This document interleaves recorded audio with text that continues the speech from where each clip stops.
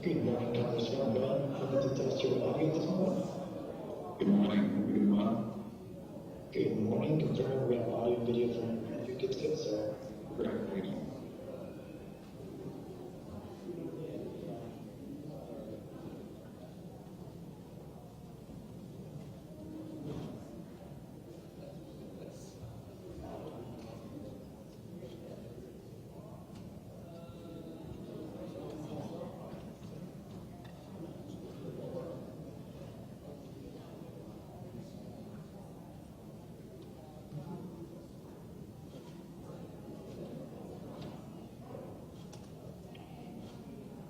Good morning, Congressman Timmons.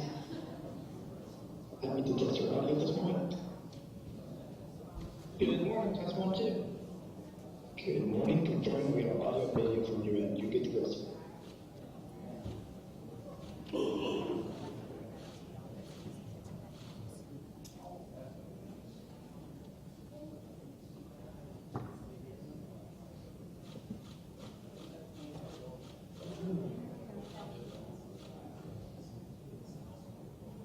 Good morning, Congressman Mooney.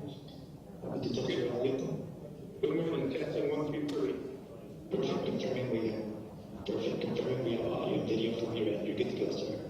Thank you.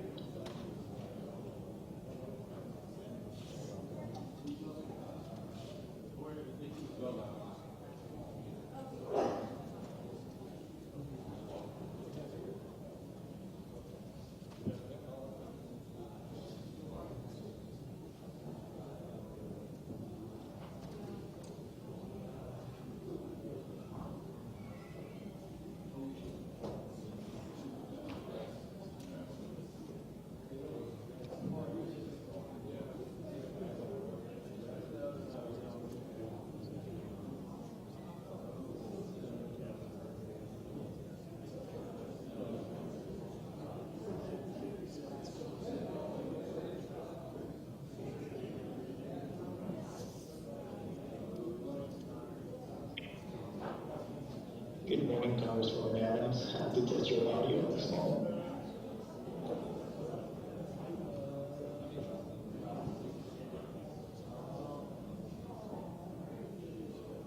Yes, sir, good morning. Good morning. Confirming we have audio and video from your end. You're good to go, Congressman. Thank you.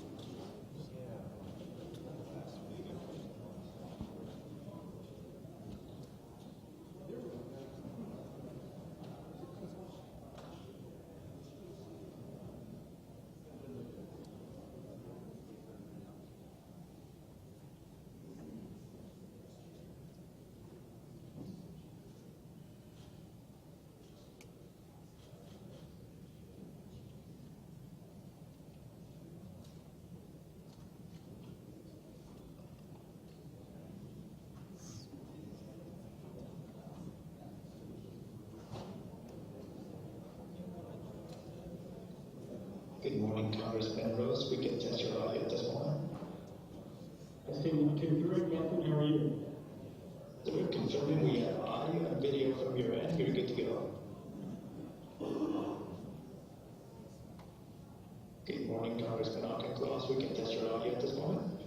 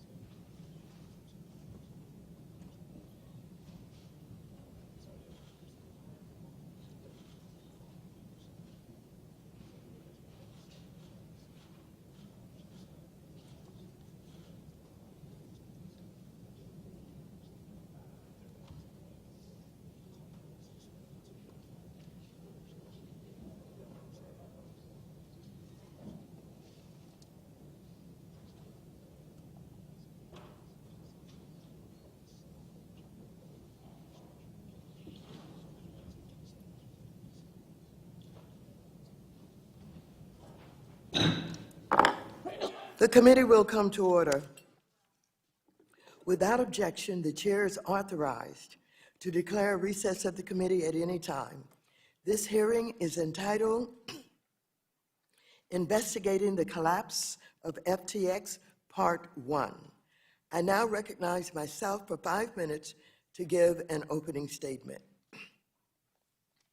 First, I'd like to welcome Mr. John Ray III, who has been appointed CEO of FTX to oversee its bankruptcy, to testify before our committee for the first part of our investigation into the fall of FTX. I am hopeful that the arrest of Mr. Bankman-Fried, the founder and former CEO of FTX, means he will be held accountable for the fraud he has committed and the harm he has caused. He was scheduled to testify under oath before this committee today. Unfortunately, the timing of his arrest denies the public the opportunity to get the answers they deserve. Rest assured that this committee will not stop until we uncover the full truth behind the collapse of FTX.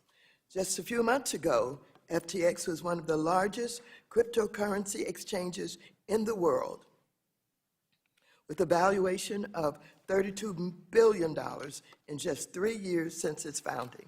Today, FTX is bankrupt and possibly looted. FTX misused an approximately $10 billion in customer funds and owes creditors at least $3 billion. Today, as many as 1 million people, many of whom are here in the United States, are locked out of their FTX accounts and may recover only a fraction of their hard-earned investments, if any at all. But this failure is not just noteworthy for its size, but for the company's total disregard for standard business practices, governance, risk management, and criminal conduct. Mr. Ray, who also oversaw one of the largest corporate bankruptcies in United States history, Enron, declared that he had never in his career seen such, and I quote, complete failure of corporate controls and such a complete absence of trustworthy financial information as occurred here, end of quote. I'm so deeply troubled to learn how common it was for Bankman-Fried and FTX employees to steal from the cookie jar of customer funds to finance their lavish lifestyles. Today, this committee will dig deeper into Mr. Ray's findings with the hopes of piecing together the events that led to the collapse of FTX and the subsequent harm to millions of customers who put their trust in the platform. We will also look at FTX's deep ties with Alameda, a crypto hedge fund predominantly owned by Bankman-Fried that gambled away billions of dollars in customer assets that were inappropriately transferred from FTX. And importantly, we will hear how Mr. Ray and his team are trying to recover funds for customers by piecing together Bankman-Fried's broken record-keeping and by identifying potentially unlawful transfers to himself as well as his friends and family. Under my leadership over the past 4 years, this committee has closely focused on the growth and popularity of crypto precisely because of the many concerns that the failure of FTX has highlighted. Last year, I created a digital assets working group comprised of Democratic members of the committee with the goal of learning more about the underlying technologies, applications for finance, and the risk they pose to customers, consumers, and the economy. When the President's Working Group on Financial Markets urged Congress to safeguard the economy from stablecoin risk, I and Ranking Member McHenry jumped into action and continued to work on a bill with the members of this committee. The ongoing failures of crypto firms like Terra USD, Celsius, BlockFi, and most significantly, FTX and Alameda Research only serves to strengthen the importance for Congress and the public to understand the harm caused to customers, what laws have been broken or flaunted, and how Congress and the regulators can prevent this from happening again. I want to say that I'm pleased that the committee's efforts have pushed enforcement agencies across the country to take greater action against bad actors who misuse customers' funds. I also applaud the SEC for authorizing separate charges relating to Mr. Bankman-Fried, and I look forward to additional actions to hold him accountable and make customers more whole again. I yield back. And I now recognize the ranking member of the committee, the gentleman from North Carolina, Mr. McHenry, for 5 minutes. Thank you, Madam Chair. We've heard everything but the truth. Tweets, DMs, and interviews are no substitute for the facts. And that's why Chairwoman Waters and I worked together to get this hearing on the books, the first bipartisan hearing of this committee in the last 4 years. And we've worked together to invite 2 witnesses. One, Mr. Ray, is proven to be a reliable witness. The second, well, frankly, I look forward to getting his lies here on the record under oath. Nevertheless, the arrest of Sam Bankman-Fried is welcome news. But it still does not get at the bottom of what happened at FTX and why it happened and who else may be responsible. We need to understand the flow of funds between FTX and Alameda Research and the 130 related entities. We need to examine the actions of those who may have contributed to what has been called a, quote, complete failure of corporate controls, end quote. That quote comes from Mr. Ray, the newly appointed CEO. And we need answers for the U.S. platform customers stuck in limbo. But our work here, our work doesn't stop there. We have an obligation to do everything in our power to ensure this never happens again. But let's face it, there's an old saying, there's nothing new under the sun.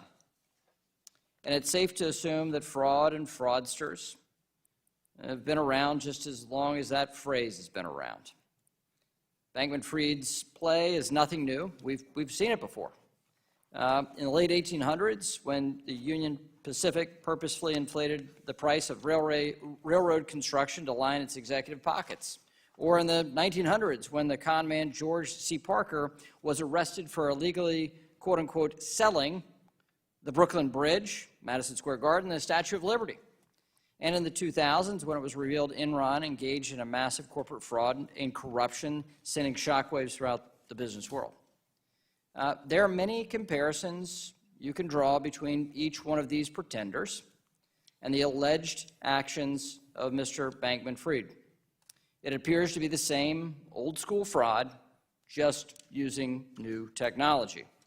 But it's important to note, and I think it's very important to note, we still use railroads, we still buy and sell real estate, and we still rely on businesses to provide services. We have to separate out the bad actions of an individual from the good created by an industry and an innovation. So let me be clear. I believe in the promise of digital assets and those around the world building on blockchain technologies. And that's why I've worked and will continue to work to provide clear rules of the road for the digital asset ecosystem here in the United States. And that's how we protect American consumers and investors in this marketplace and allow innovation to occur here in the United States. I'll finish with this. We know the Securities Exchange Commission Chair Gensler's regulation by enforcement approach is not going to stop bad actors. Next year, I look forward to hearing from Mr. Gensler early and often. And we'll hear from him on how we can provide clarity on the application of our securities laws to trading platforms, which he has failed to do. The Financial Services Committee has an important role to play in this fact-finding mission, which we will start today and continue as we work towards a legislative outcome to prevent this from happening again. Thank you, Madam Chair, and I yield back. I want to welcome our witness for this hearing, John J. Ray III, who is the Chief Executive Officer of FTX Group, Without objection, your written statement will be made part of the record. You will have 5 minutes to present your oral testimony. You should be able to see a timer that will indicate how much time you have left. I would ask you to be mindful of the timer so that we can be respectful of everyone's time. Mr. Ray, you are now recognized for 5 minutes to present your oral testimony. Chairwoman Waters, Ranking Member McHenry, distinguished members of the committee, thank you for your invitation to appear today. I truly appreciate your interest in this matter, and I hope my testimony can be helpful to you as the committee continues its inquiry into the collapse of FTX and the efforts that are underway to help those who have been harmed. I accepted the position of Chief Executive Officer of FTX in the early morning hours of November 11. Immediately, it became clear to me that Chapter 11 was the best course available to preserve any remaining value of FTX. Therefore, my first act as CEO was to authorize the Chapter 11 filings. I've implemented a 5-part bankruptcy plan, which is detailed in my written statement. Our overarching objective is to maximize value for FTX customers and creditors so that we can mitigate to the greatest extent possible the harm suffered by so many. The FTX Group's collapse appears to stem from absolute concentration of control in the hands of a small group of grossly inexperienced and unsophisticated individuals who failed to implement virtually any of the systems or controls that are necessary for a company entrusted with other people's money or assets. Some of the unacceptable management practices identified so far include the use of computer infrastructure that gave individuals in senior management access to systems that stored customer assets without security controls to prevent them from redirecting those assets. The storing of certain private keys to access hundreds of millions of dollars in crypto assets without effective security controls or encryption. The ability of Alameda to borrow funds held at FTX.com to be utilized for its own trading or investments without any effective limits whatsoever. The commingling of assets, the lack of complete documentation for transactions involving nearly 500 separate investments made with FTX Group funds and assets, and the absence of audited or reliable financial statements, the lack of personnel in financial and risk management functions, and the absence of independent governance throughout the FTX Group. A fundamental challenge we face is that we're in many respects starting from near zero in terms of the corporate infrastructure and record keeping that one would expect in a multi-billion-dollar corporation. Still, in just over 4 weeks, we've instituted meaningful steps to gain command and control, and every week we gain a better understanding of what occurred and the path forward, all of which will be shared with interested parties and affected parties throughout the Chapter 11 processes. The scope of our investigation is truly enormous. It involves detailed tracing of money flows and asset transfers from the time of FTX's founding and complex technological efforts to identify and trace crypto assets. We are in the process of collecting and reviewing dozens of terabytes of documents and data, including billions of individual transactions. We're leveraging sophisticated technology and expertise to identify and trace additional transactions and assets. While many things are unknown at this stage, we're at a very preliminary stage, many questions remain. We know the following. First, customer assets at FTX.com were commingled with assets from the Alameda trading platform. That much is clear. Second, Alameda used client funds to engage in margin trading, which exposed customer funds to massive losses. Third, the FTX Group went on a spending binge in 2021 and 2022, during which $5 billion was spent on a myriad of businesses and investments, many of which may only be worth a fraction of what was paid for them. Fourth, loans and other payments were made to insiders in excess of $1.5 billion. Fifth, Alameda's business model as a market maker required funds to be deployed to various third-party exchanges, which were inherently unsafe and further exacerbated by the limited protections offered in certain of those foreign jurisdictions. I know that resolution of the Chapter 11 process, as well as the investigation into the causes of the FTX Group's collapse, are of keen interest to this committee and to your constituents. Although, there are many who need and deserve answers. There's customers, there's creditors, there's investors, counterparties, employees, and regulators. We're positioning ourselves to provide each of these constituents with answers that they deserve. Although a bankruptcy proceeding of this unprecedented nature will take some time to run its course, I'm committed to working as quickly as possible to investigate what happened, formulate conclusions, and hopefully inform the committee's work here. I should note that my ability to comment on certain of the matters today will be inherently limited by the state of FTX's records, ongoing bankruptcy proceedings, and of course the numerous ongoing investigations by the U.S. law enforcement regulators. I look forward to answering your questions to the best of my ability. Thank you again for allowing me to present in front of this committee. Thank you. Thank you very much. Mr. Ray, it has been widely reported how FTX shifted customer funds held at the exchange to Alameda Research, which was a hedge fund owned almost entirely by Mr. Bankman-Fried. This allowed the firm to effectively gamble with customer money without their knowledge or consent. If FTX was registered as a securities exchange, several laws would have required the segregation of customer assets and prevented such clear conflicts of interest. Mr. Bankman-Fried also appears to have tried to hide the linkages between the exchange and his hedge fund. Have you seen evidence of such a cover-up? Have you seen evidence that there was any independent governance of Alameda separate and apart from that of the exchange?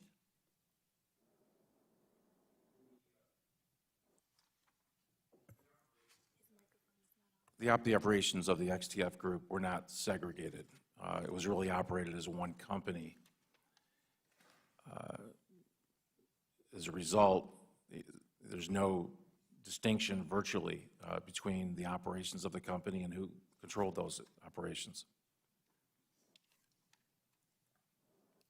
Well, Mr. Ray, another bankruptcy filing revealed that Mr. Bankman-Fried personally received a $1 billion loan from Alameda Research. In a meeting with committee staff, Mr. Bankman-Fried was unaware of the terms of the repayment, interest details, and could not confidently state who authorized the loan. He claimed that he reinvested this money into the exchange, but knowingly chose to have the loan issued to him rather than FTX to avoid directly connecting Alameda Research to FTX.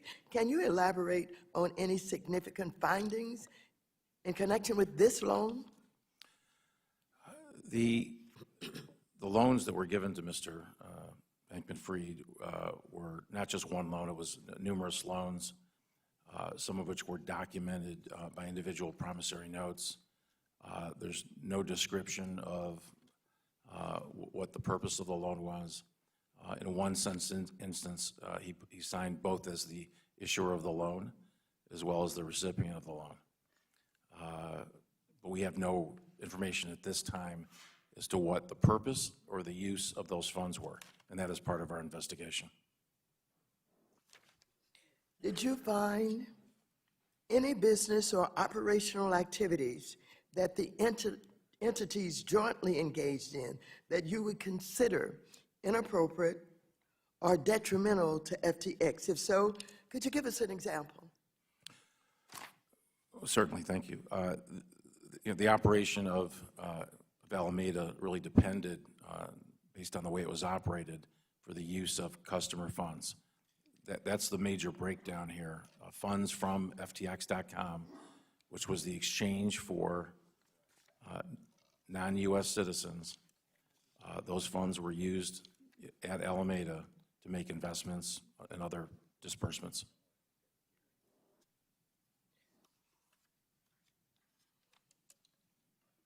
Did FTX have sufficient risk management systems and controls to appropriately monitor any leverage the business took on and the interconnections it had with businesses like, again, Alameda? There were virtually no internal controls and no separateness whatsoever.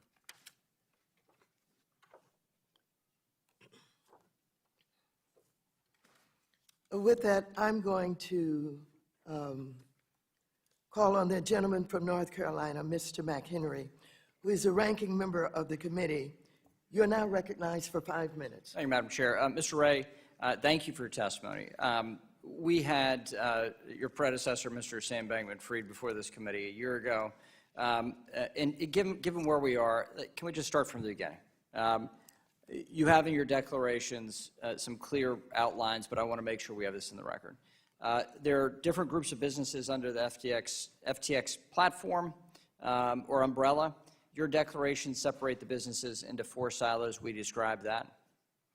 Yes, for structural purposes and just for ease of presentation, we tried to take the over 100 entities and we put those in 4 silos. To demystify that, it's very simple. There was a U.S. silo, which was the FTX U.S. exchange for U.S. Investors. There was an international exchange called FTX.com, again for non-U.S. persons that invested in crypto. There was Alameda, which is purely a crypto hedge fund, which made other investments, venture capital type investments. Then there's a 4th entity, which was purely investments, and although our investigation is not complete, those investments were most likely made with either Alameda money or money that originally came from FTX.com. But that 4th silo is just purely investments. And who owned those 4 silos? All those entities were, owned or controlled by Sam Bankman-Fried. Okay. And so can you describe the differences between the FTX.com and FTX US silos? Yes. Very simply, FTX US was for US citizens who wanted to trade crypto. FTX.com was for, US citizens were not allowed to trade on that exchange. That's very simple, and I would make one other comment, which is separate and apart from any of those 2 silos. It was LedgerX, which is a regulated entity, regulated by the CFTC, solvent and separate from the FTX US silo. Okay, and that is a distinct silo. That's a distinct company. That was a distinct company within the US silo, yes. Okay, so then Alameda Research and the venture capital businesses, what did Alameda Research do? Essentially made crypto investments, engaged in margin trading, took long and short positions in crypto, essentially invested in crypto. But of course, we now know also invested in over $5 billion of other assets, which are in a variety of sectors. And what was the practice between Alameda Research and FTX.com? Do you have you established anything you can disclose to us today? In essence, Alameda was a user, effectively a customer of FTX.com. That's how it was essentially structured. Was that a distinct set of capital between those 2 companies? Well, we now know the answer to that is no. No. Okay. And with the information you have right now, when approximately did FTX begin to experience financial trouble? Well, it was first disclosed to the public beginning around November 2nd. But when this began was months, if not earlier years. Our investigation is continuing. But this is not something that happened overnight or in the context of a week. Okay. So you had the distinction between FTX US, FTX.com, Alameda Research. What was the relationship between FTX.com and FTX US? Was there a distinction between the 2? There was a public distinction between the 2. What we're seeing, though, is that the crypto assets for both FTX.com and for FTX US, were housed in the same database. It's called the AWS system, which is just an acronym for Amazon Web Services. It was all housed in the same web format. And is that distinct from Alameda's assets? Yes, it is. Okay. So in your testimony, you said that there is, quote, an absence of independent governance throughout the FTX group, end quote. Yet Mr. Bankman-Fried has said that, quote, he wasn't running Alameda or making decisions on the Alameda side, end quote. Is this an accurate statement by Mr. I assume you're going to say your statement's accurate. Is Mr. Bankman-Fried's statement accurate? I don't know the basis for his comment. I will note that he owned 90% of Alameda.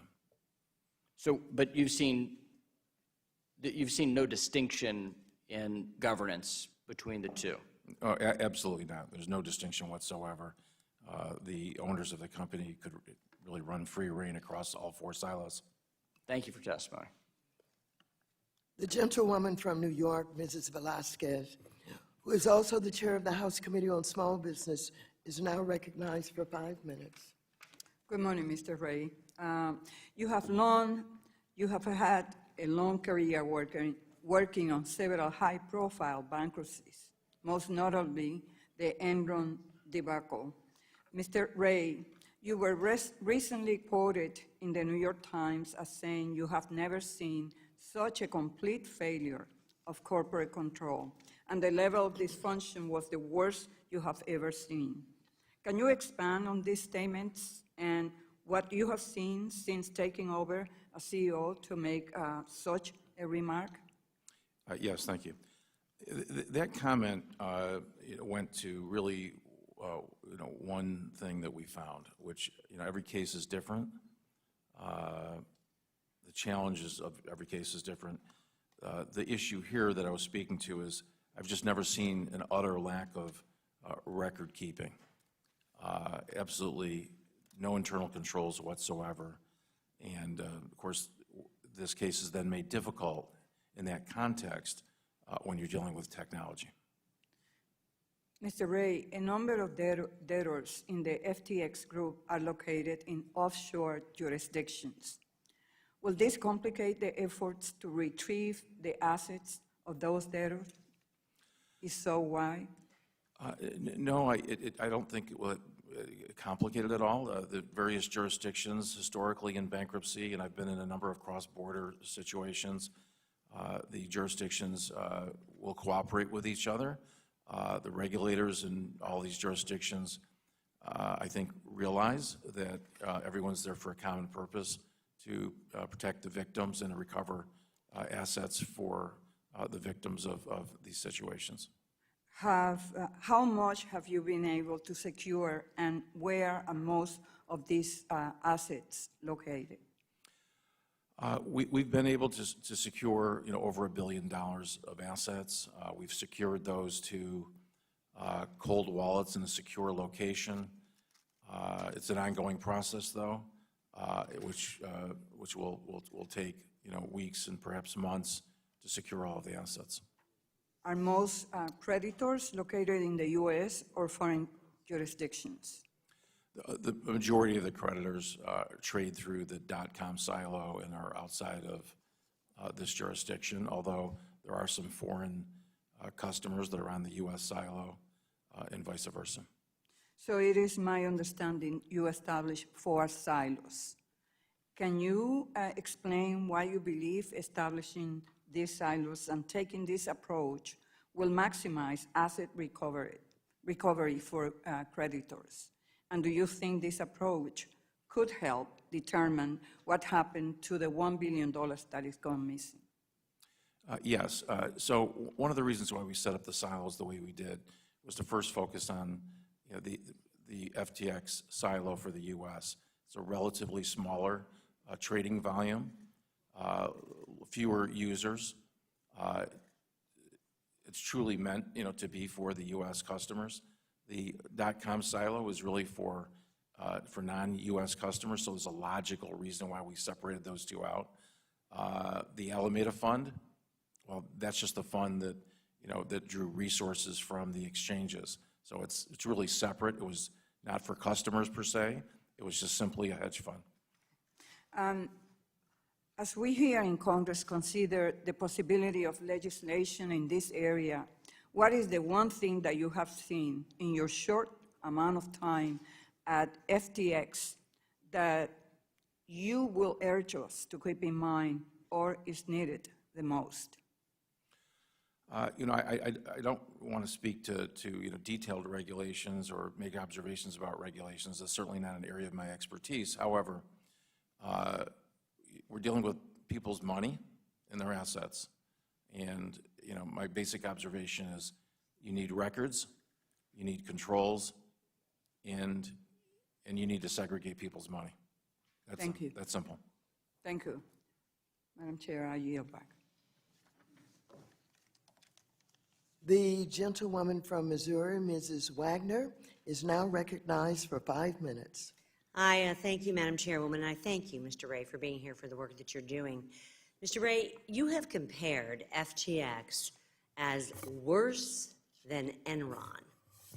Can you please elaborate on some of the specific ways FTX is worse than one of the largest corporate frauds in history? The FTX group is unusual in the sense that, you know, I've done probably a dozen large, scale bankruptcies over my career, including Enron, of course. Every one of those entities had some financial problem or another. They have some characteristics that are in common. This one is unusual, and it's unusual in the sense that literally, there's no record keeping whatsoever. It's in the absence of record keeping. Employees would communicate, invoicing and expenses on Slack, which is, essentially a way of communicating for chat rooms. They use QuickBooks, a multi-billion-dollar company using QuickBooks. QuickBooks? QuickBooks. Nothing against QuickBooks, very nice tool, just not for a multi-billion-dollar company. There's no independent board, right? We had one person really controlling this, no independent board. That's highly unusual in a size company this is. And it's made all more complex because we're not dealing with, widgets or something that's tangible. We're dealing with crypto. And the technological issues are made worse when you're dealing with an asset such as crypto. Mr. Ray, Mr. Bankman-Fried has apologized.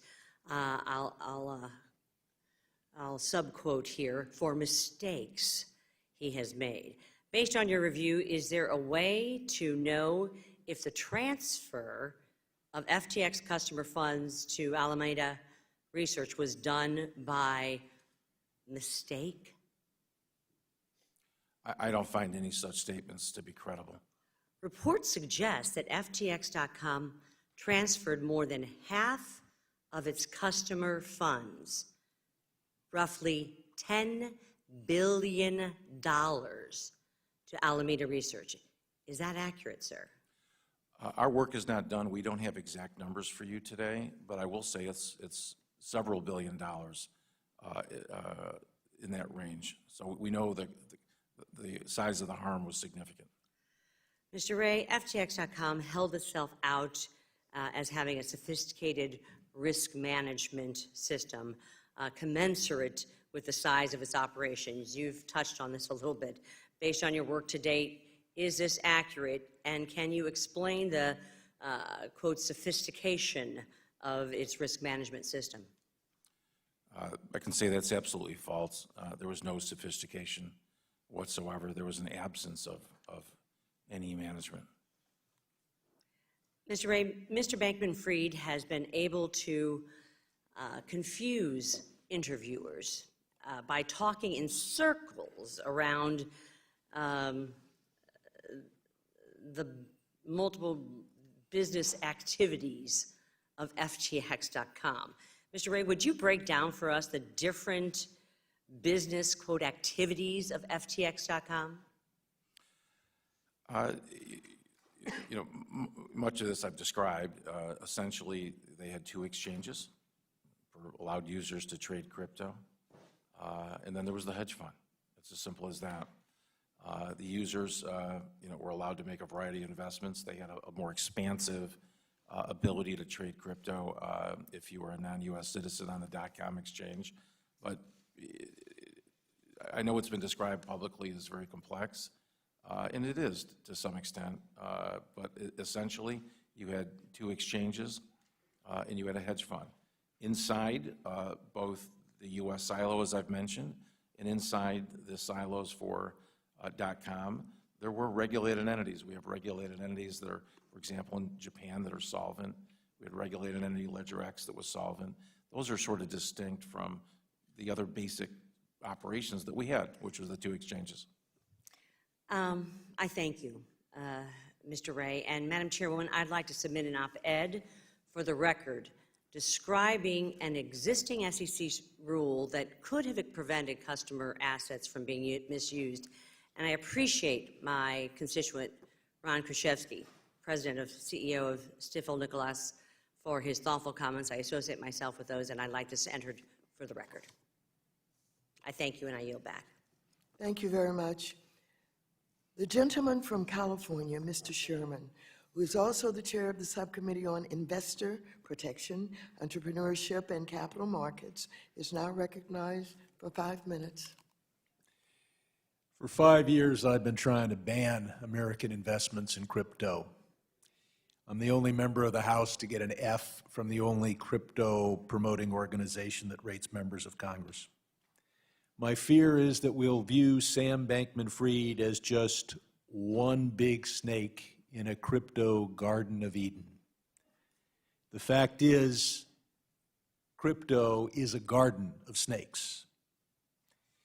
Now, from the outside, crypto just looks like a non-fungible token, an electronic pet rock for the 21st century, something that might be good to invest in even though it has no apparent value because you might get somebody else to buy it from you for even more. But in reality, the hope of crypto is to be a currency, to compete with the US dollar, and to announce its advantage over the US dollar in that competition.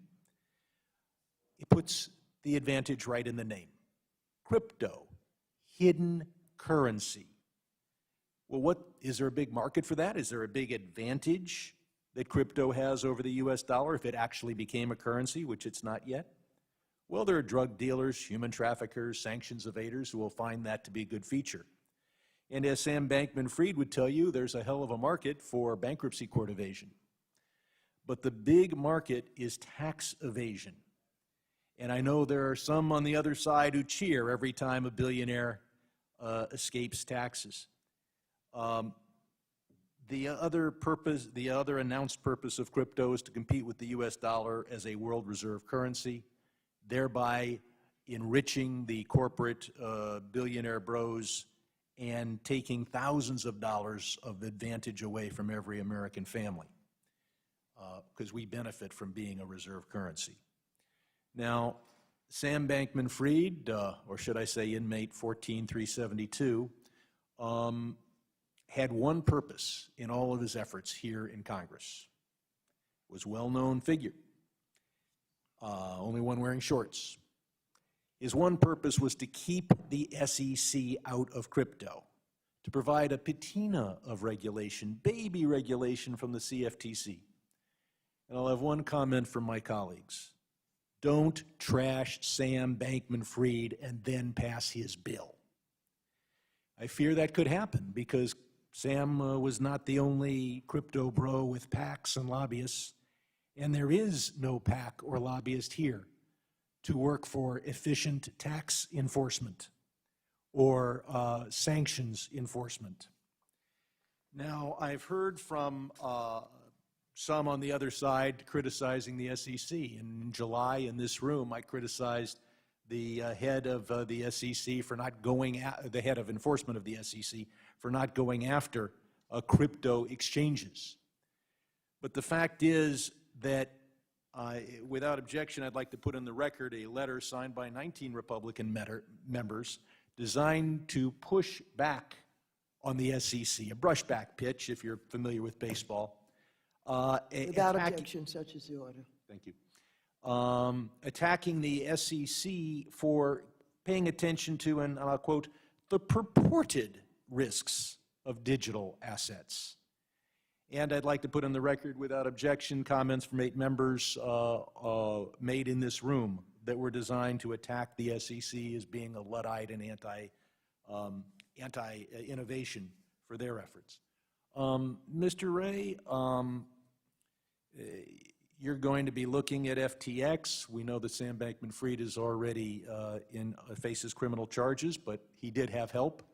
Will you be looking for and turning over to U.S. Law enforcement authorities information about the possible criminal actions by Ryan Salome, Carolyn Ellison, and the other folks in the fancy apartment? We are doing a thorough investigation, and we will, of course, we have been cooperating with the U.S. regulators and law enforcement agencies, so we will cooperate to turn over any information that would be relevant to them. Thank you.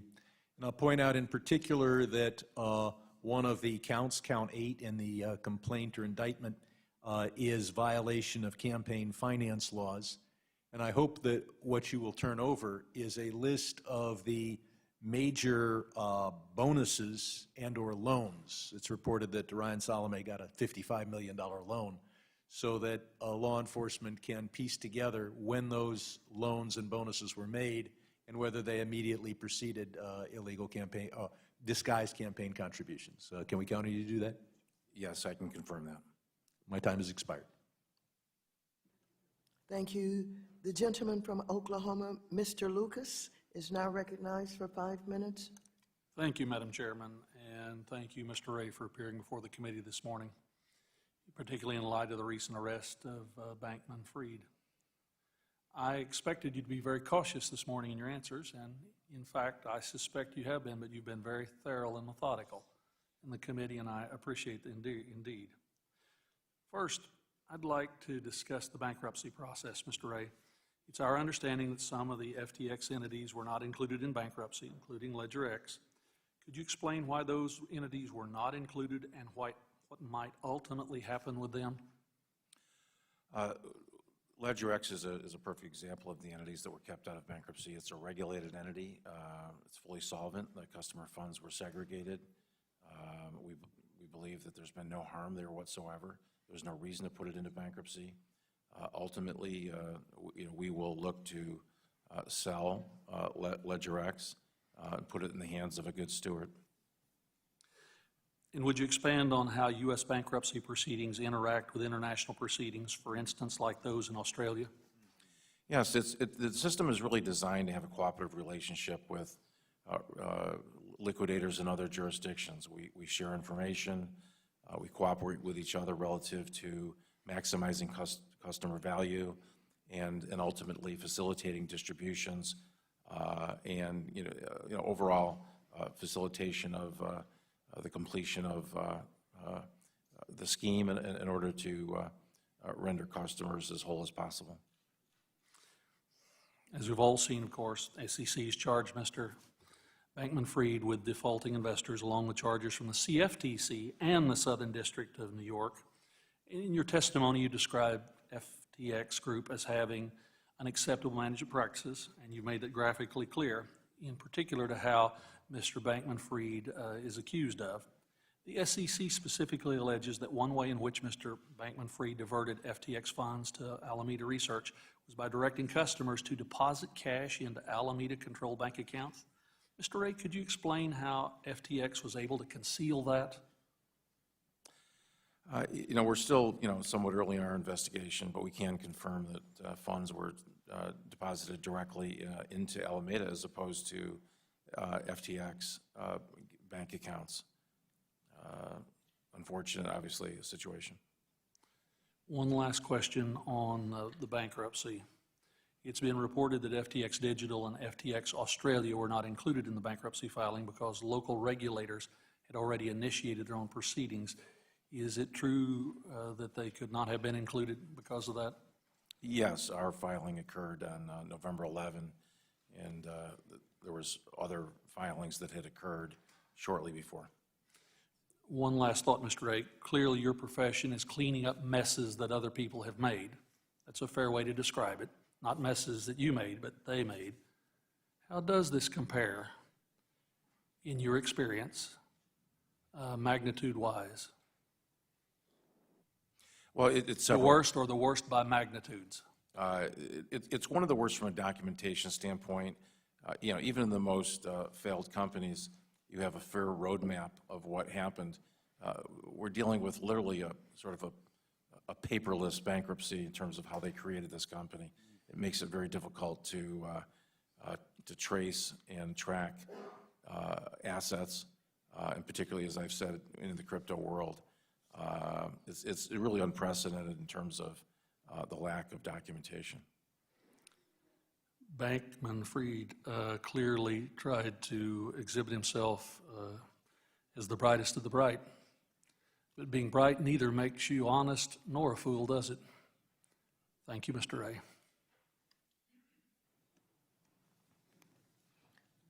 Thank you. The gentleman from Texas, Mr. Green, who is also the chair of the Subcommittee on Oversight and Investigations, is now recognized for 5 minutes. Thank you, Madam Chair. And I thank the witness for appearing today. Sir, I have in my left hand a sealed indictment from a grand jury as it relates to Mr. Samuel Bankman-Fried, and in my right hand, the Securities and Exchange Commission's complaint that has been filed against the same defendant. Let's put aside the civil complaint. I have one question, but first I'd like to lay a predicate by going through these charges in the criminal complaint. Wire fraud on customers, conspiracy to commit wire fraud on lenders, conspiracy to commit commodities fraud, conspiracy to commit securities fraud, conspiracy to commit money laundering, and the list goes on with a few others. I mention these things to you, sir, because Dr. King reminded us that nothing in all the world is more dangerous than sincere ignorance and conscientious stupidity. Mr. Bankman-Fried has pretty much indicated that he just made a big mistake, that he was doing the best that he could to be a servant and of great service to humankind. But I would also mention this: he did attend Canada USA Math Camp, a summer program for mathematically talented high school students. He also has a degree from MIT, 2014, bachelor's degree in physics with a minor in mathematics. Is all of this just one big mistake that was made by this gentleman, sir, as you see it, based upon what you've seen so far? It looks to me like there may be some malfeasance here. You know, we're certainly, investigating everything that happened relative to these circumstances. At this stage, we're trying not to, lay judgment or put labels on actions. We're focused on, accumulating and maximizing the assets for the victims. That's our number one priority. In doing so, we will also investigate potential causes of actions to maximize value. And that does require us to get into the underlying facts and motivations and what happened. So we fully expect to explore that. Thank you.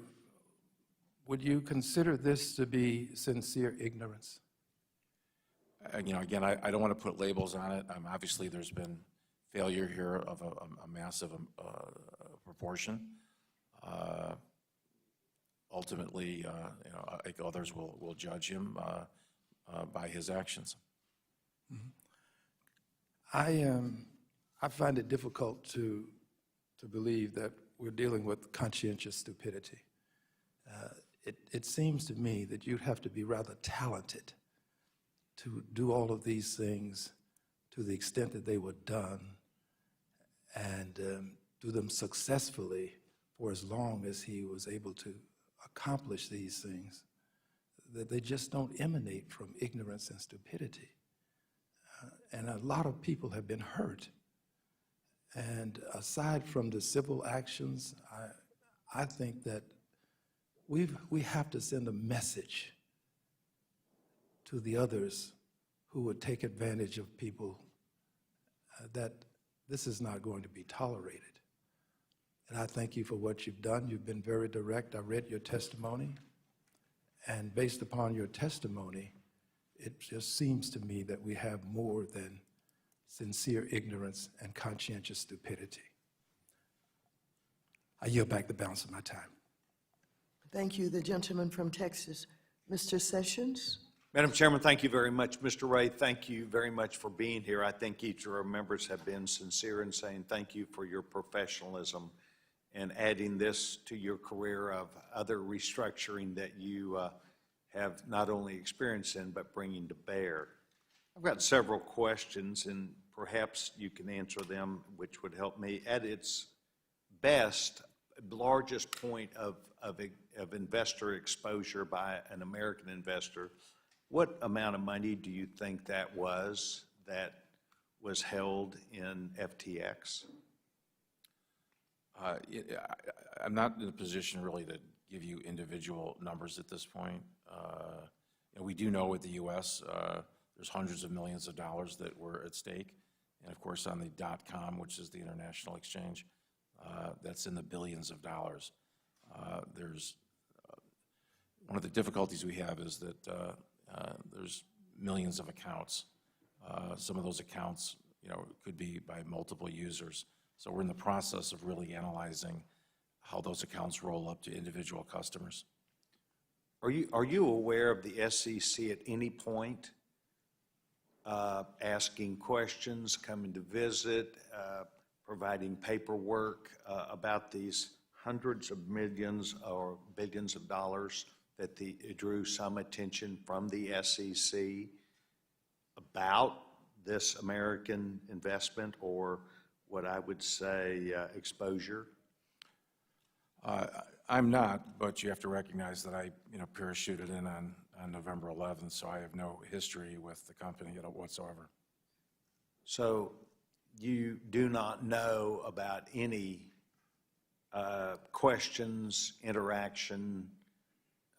Have you heard about whether there was an attempt to avoid any of this? Was any of it ever discussed by any of the people that you have gained information from?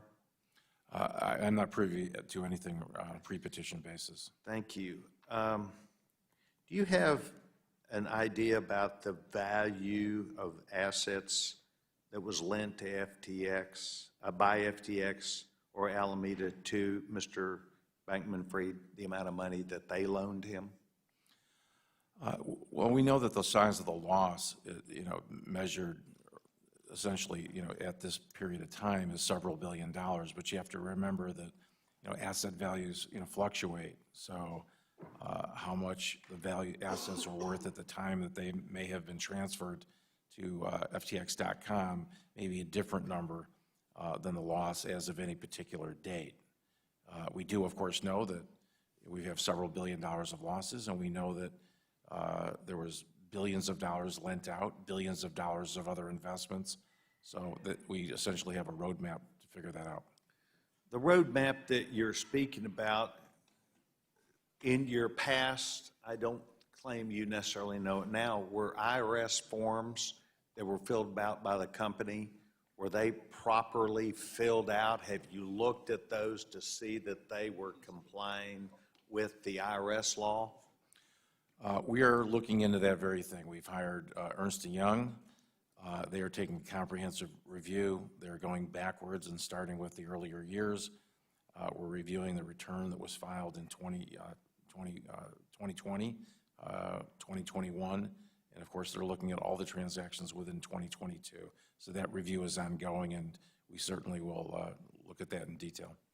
As an expert, I would consider you an expert in this arena. Would you think that it would be important that the SEC, and I don't know the law, but would have access to, as part of their any due diligence they were doing, to look at that IRS filing to determine perhaps whether someone was or was not following the law? Would that be part of a due diligence? Well, we certainly would make, anything like that available to any of the regulatory agencies, whether it's the SEC or the IRS. We're fully cooperative to them. Anything that would aid in their investigation, it would be available to them. Do you think it would be pertinent for this committee to be able to receive that IRS information going back so that we would make a determination about whether proper utilization of oversight was being done? We certainly, we want to be cooperative with the committee as well, and we can certainly work with staff to address what you might need. Thank you very much. Thank you, Chairwoman. Thank you. The gentleman from Missouri, Mr. Cleaver, who is also the chair of the Subcommittee on Housing, Community Development, and Insurance, is now recognized for 5 minutes. Thank you, Madam Chair. Mr. Ray, thank you so kindly for being here today. Have you read the full testimony that was planned by our missing guest? I have not read his full testimony. Some pieces of it have been relayed to me, but I have not read it. I've not read one word of it, actually. Yeah, I don't know him personally and probably don't want to, but his testimony is so disrespectful. I mean, there's not a person up here who would like to show this to their children in line 2 of this missive. He says, and I quote, "I would like to start out by formally stating under oath." You can't say it. And I can't even say it publicly. The next 2 words, absolutely insulting. This is the Congress of the United States. And I'd like to submit this, Madam Chair, for the record. Without objection, if you're inserting that into the record. Without objection, such is the order. I want to follow up on what Mr. Sessions, on the discussion Mr. Sessions was having with you on this, the issue. And if you are required, we have one requirement that you are supposed to submit to each customer and the IRS the Form 109B, right? Yes. What else are you required to do? I'd have to defer to the tax folks. They're experts in that field, and I'm sure they'll do a thorough review of what should have been submitted. No, what do you know now that you are supposed to submit other than the 109D to every customer and to the Internal Revenue Service? I don't know personally at this point, what was required to be submitted. That's part of our review with our independent accountants. Well, could you expand or maybe even update us on the extent of the poor controls in the areas previously identified in your November 17th declaration? It's an extensive list. It really crosses the entire spectrum of the company, from lack of lists of bank accounts, hundreds of bank accounts dispersed all over the world, lack of just a complete list of employees and their functions by group or name, extensive use of independent contractors as opposed to employees. Lack of insurance that you normally would see in certain businesses, either inadequate insurance or complete gaps in insurance. For example, the Alameda silo had no insurance whatsoever. So those are, the list goes on and on. We could spend all day on that. We have time, but I wonder if you would support a resolution that I've been thinking about introducing, changing the name of cryptocurrency to creepy dough currency. I'm going to discuss this with my colleagues. I think it's is an appropriate name. I just wanted to know whether you would support changing it to Creepy Dough. I'll leave that skill set to the committee. All right, thank you. I yield back. Thank you. The gentleman from Missouri, Mr. Lukemeyer, is now recognized for 5 minutes. Thank you, Madam Chair. Mr. Ray, it's been reported that FTX couldn't get a bank account for some time. As a result, FTX used Alameda Research's bank accounts. Does this raise any red flags for you, the fact they couldn't find a way to get a bank account? Well, there's a few red flags. Obviously, the bank situation should have been a real red flag for someone being asked to deposit money into an account that was not the exchange account. Certainly should have been a red flag for customers. Is Alameda a U.S. chartered bank, or is it offshore? Or the bank that they were using, I should say. It's really not a bank per se. It's just most of the entities in the structure they're just unregulated entities. So it's just an entity that passes through money. It's a hedge fund that does things. It doesn't have a bank account per se? Oh, it has bank accounts, absolutely. Are they in the U.S.? Yes. Okay, so here we have a company that's offshore. It can't get a bank account offshore. It has to come into the U.S. to be able to do its banking business. In other words, and the important part of this comment is that in order for these companies to exist, they've got to be able to change their digital assets into hard U.S. dollars at some point. So they need a bank account. And so they needed Alameda to be able to do that. Is that roughly correct? Any of the silos had in bank accounts, that certainly exists. Separate bank accounts do exist. I think the real issue here for us is that money was transferred from one account to the other, seemingly without limit. That is the issue. Okay, you talked about the accounting issues. It's interesting from the standpoint that we're talking today about a problem with these cryptocurrency firms, with securities firms, and we can't have an accounting system that actually works. This should be a really big red flag for all of us who are in the financial services world with regards to the Chinese investments that we're making, and we're not able to get accounting information on those firms. What else is going on with those firms, similar to what the debacle is that we have here with FTX? That's just a sidelight comment. One of the questions I've got is with regards to the Farmington State Bank. This is an investment that Alameda made into, and it's a little bitty bank according to a New York Times article. State of Washington, 26th smallest bank out of 4,800 in the country. They bought it in 2020, had a net worth of $5.7 million, and they dropped $11.5 million in for a percentage of the ownership. Do you know off the top of your head what the percentage of ownership was in that bank they purchased? I believe that ownership was approximately 10%, but I can. Okay, that's what I've heard too. So therefore, they paid 20 times book, which is off the charts outrageous. So it should be a red flag over the place. Yet they were able to purchase that, even though it's a minority interest, but 20 times book. FDIC allowed that to happen. They changed names to Moonstone Bank. And since then, they've 4 separate accounts have dropped to roughly $71 million, again, according to FDIC data and according to this article. Have you looked at this relationship at all yet to see what's going on here and whether there's any irregularities at all? We are looking at it. It certainly is one of the things that came to our attention fairly quickly.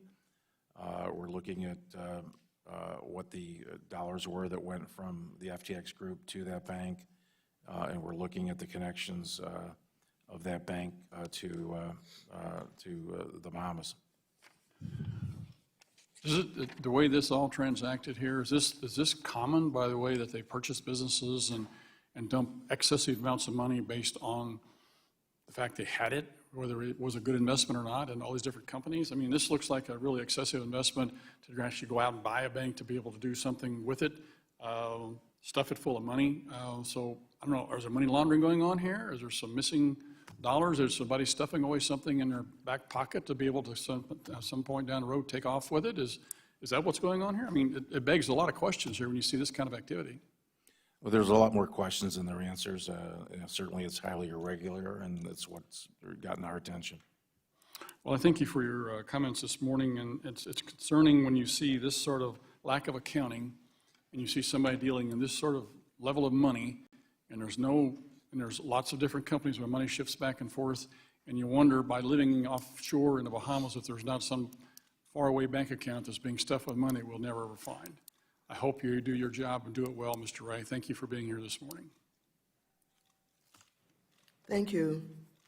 The gentleman from Colorado, Mr. Perlmutter, who is also the chair of the Subcommittee on Consumer Protection and Financial Institutions. You're now recognized for 5 minutes. Thanks, Madam Chair. Mr. Ray, I have so many questions, it's hard to even figure out what questions to ask. So let's just start with some easy ones. How long have you been on this job? 4 weeks. 4 weeks. Do you know when the Madoff bankruptcy was filed? Probably circa 2008, I guess. I don't know. So say 2008. And do you know they just made a distribution out of that bankruptcy last week? That's what I understand, yes. So that's, what, 14 years? How Yes. old are you? Is that a permitted question? Because I want you to add 100 to whatever your age is when you finally untangle all of this. And the reason I say that is we watched this FTX, but a bunch of other crypto companies start thrashing about, say, 9, 10, 12 months ago. And as the house of cards started falling down, the thrashing became more. We had something like that in Colorado back in the 80s when the savings and loans were failing, and everybody was sort of trading their funny money. We called it trading cats for dogs, to hide lousy loans, to not show the failures of those particular banks. Here, your job, I think, as the bankruptcy trustee or conservator or whatever you are, is to go gather as many assets as you can, and that could be from some very innocent people who got paid money, to then spread it out equally among who you think the real creditors are, or, I mean, is that sort of a fair statement? It's a general statement, but it's not far off. Well, because we on this committee, and a number of us had to deal with the Madoff stuff, one of the things you're going to face is some guy say, I'm more innocent than that guy. I should get to keep my money, even though I got paid yesterday, but I'm an innocent guy. You're going to be dealing with so many preferences, so many fraudulent transfers. I mean, have you any idea what the total money in and the total money out of FTX was? We don't have a full accounting at this early stage, no. Do you know how much was in tokens? So let's say I have Dogecoin, or I don't even know how you say it, but I have 10 Dogecoin, which a year ago, is it Dogecoin or Dogecoin? Dogecoin. All right, I have 10 Dogecoins, all right? A year ago, 10 Dogecoins, for sake of argument, was worth $1,000, so $100 a coin. I put that in there.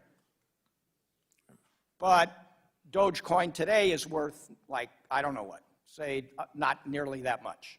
I mean, how are you going to evaluate that as to what I should get out of the bankruptcy? Well, at first it starts with doing an accounting and a tracing of all the assets, both the ins and the outs. And that's made difficult, of course, by the commingling of assets. So perhaps you may have invested in a certain coin or an altcoin. We'll have to trace what happened to that coin because, again, what we've explained here today and through our testimony is there's commingling of assets, so that makes it, a bit more complicated than simply how much is, my coin worth, right? So it's gonna be a painstaking process of looking for the ins and outs, what happened to your crypto. Of course, at the bankruptcy, at the time of the bankruptcy, we know when that occurred. We have a very specific time when that bankruptcy occurred, and we will look at customer accounts as of that date, and that will be determined essentially what your account position was. But of course, assets, vary in terms of fluctuating in value. And again, because of the circumstances we find ourselves in the lack of documentation, the potential commingling between silos, and then also what happened with Alameda taking funds from FTX.com, it isn't as simple as, you know, how many coins did I have in my account? Well, I guess what I'm saying is if I put $1,000 in and it's gone, and I put 10 Dogecoins in and they're gone, eventually you're going to have to figure that out. And my guess is you will be back here in a year when you have a better handle on the numbers to be talking to this committee. And thank you for doing this. I yield back. Thank you very much. You know by now that Mr. Perlmutter is a bankruptcy attorney. You can tell by those questions. So this would be a good time to enter into the record without objection. I would like to enter into the record the indictment of Sam Bankman-Fried by the Southern District of New York that was unsealed this morning, and the separate filings from the Securities and Exchange Commission and the Commodity Futures Trading Commission, both of which were filed this morning. Thank you. With that, the gentleman from Michigan, Mr. Huizinga, is now recognized for 5 minutes. Thank you, Madam Chair and Mr. Ray. I'm going to get my colleague to shift a little bit or get up. Thank you. One quick question. Have you been sharing your findings with the SEC at all as you've been going through this? Yes. Okay. How about the Southern District of New York? Yes. Okay. I'm going to get to a couple of practical questions because I think these were the things I was going to ask you and then also ask Mr. Bankman-Fried. In your declaration, you said that the, quote, the FTX.com platform was not available to U.S. users, close quote.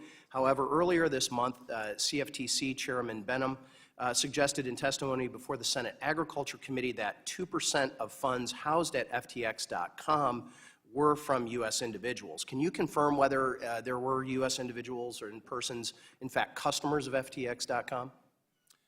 Yes, we found that there's a small number of U.S. customers that had engaged in as customers at Is 2% small in your estimation, or is it less or more? We don't have those kind of numbers on an investor basis. We have it on a customer basis, but you're talking about less than a couple hundred. But it could amount to billions. I mean, you said earlier it is billions of dollars that was in there, or at least it could be millions or hundreds of thousands. We don't know that number, or do you know that number? I don't know. I don't know that number. You know, billions would sound very, very high. Okay. Well, you had mentioned that there was billions in it. Yes. Yeah, but clearly, I'm giving you the range. Yeah, clearly, as U.S. customers, there we don't have an accounting of what those particular customers had in the .com exchange. Will determining this be part of your work through this bankruptcy process? Oh, absolutely. Yeah. Okay. Will part of your work be determining which assets belong to which customers, more specifically U.S. customers of FTX.com? Yes, we will do really a tracing analysis that will try to identify, you know, both the sources and the uses of all the funds. So whether it's 10 customers that had a lot of money or 1,000 customers that had some money? Absolutely. Okay. Can you provide some indication of whether customer funds from FTX.com were in fact transferred to Alameda Research? Well, it's definitely assets of customers in the .com silo were transferred to Alameda, no question about it. We have not seen this at this stage from the U.S. silo.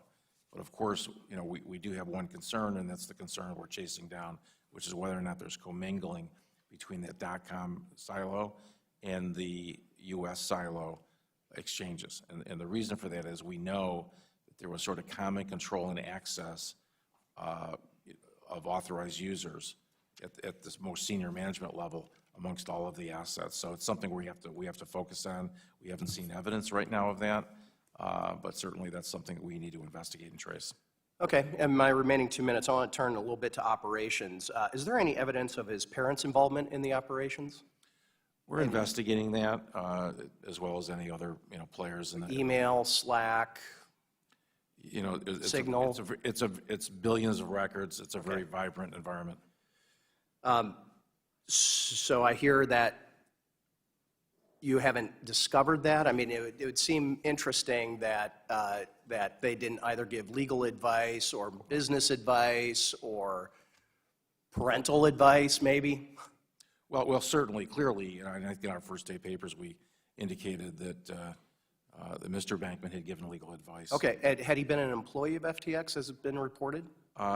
You know, I don't know if he actually had an employee status, but he certainly received payments from, the family did receive payments. Okay, that sounds like employment to me. You got a payment for, okay. Well, I raise that because on December 8 of 2021, I met with Sam Bankman-Fried in my office, which I will note was just immediately before he came down to the hearing. He was at least 15 minutes late, and his father accompanied him in that meeting. I asked and focused on what types of regulation he was under, his engagement with regulators, and how that affected FTX. But it seems to me that there's a lot more to uncover here. Certainly, Mr. Bankman-Fried has let's say, wooed many in New York, Silicon Valley, around the world, and yes, certainly here in D.C. He was, they loved, I think everybody loved the exciting idea of a politically progressive, smart entrepreneur who was going to reimagine capitalism and change the world, feeling better about themselves, all while making them gobs of money. And I'm glad to see it's finally unraveled. So my time is up, and I yield back. Thank you. The gentlewoman from Ohio, Mrs. Beatty, who is also the chair of the Subcommittee on Diversity and Inclusion, is now recognized for 5 minutes. First of all, let me just say thank you to Chairwoman Waters and our ranking member, and certainly to you, Mr. Ray. We have heard a lot. A lot of this has been difficult to digest, primarily because of what has happened to so many people and so much money involved. Mr. Ray, you mentioned in your testimony that one of your primary goals is to limit to the greatest extent possible the harm suffered by FTX customers. Hundreds and hundreds of $millions have been removed from crypto wallets, and in its estimates that about 1 million people have money frozen in the exchange. Can you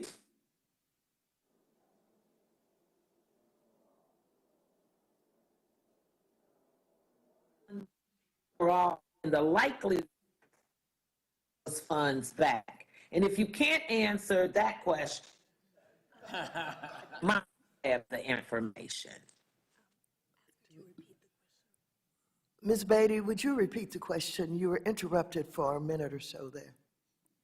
Oh, I am sorry. I am at home recovering, so sorry about any connection. Basically, hundreds of dollars have been removed from crypto wallets, and it's estimated that about 1 million people have money frozen in their exchange. Can you tell us how many users have lost money, and when will they get their money back? Well, our process is such that, you know, we are securing our assets every day. Every day we are out looking for wallets and the keys to those wallets to maximize the recovery of value. So that's an ongoing process. We've secured all the cash in the bank accounts to the extent that we can at this point. We've secured crypto assets. We're still in the process of doing that. I mean, ultimately, that's a question of months. The litigation has been pointed out by other members. Certainly will take a longer time frame, but that is our, is our number one focus, is to generate value to repay those customers. I don't have a customer account for you today. We do know that there was 2.7 million users in the U.S. silo, which again overstates the customer relationships because people had multiple trading accounts. And in the .com silo, we had over 7.6 million users, again, overstating the actual customer relationships due to the multitude of accounts by any particular customer. So we need to get to the bottom of those customer numbers. Thanks, Mr. Ray. Let me ask you this. Despite the fact that FTX told customers it would not trade customers' funds, we know now that FTX loaned out, I think, about $10 billion in customer assets for proprietary trading. Mr. Ray, do you know how it was possible for FTX to access clients' funds in violation of its own terms of service that noted, read, without clients' permission and exposes customers to such massive loss? Well, as I indicated, I mean, there was no corporate controls, no corporate oversight, no independent board, and the owners of the business, the senior management had, virtual control of the accounts of each of the silos and could move money or assets, as they desired, undetected by customers. So, to the extent there were rules, and there were very few, obviously they were made to be broken. So I think what I'm hearing you saying is that there was no one personally approved this. Let me ask you a last question.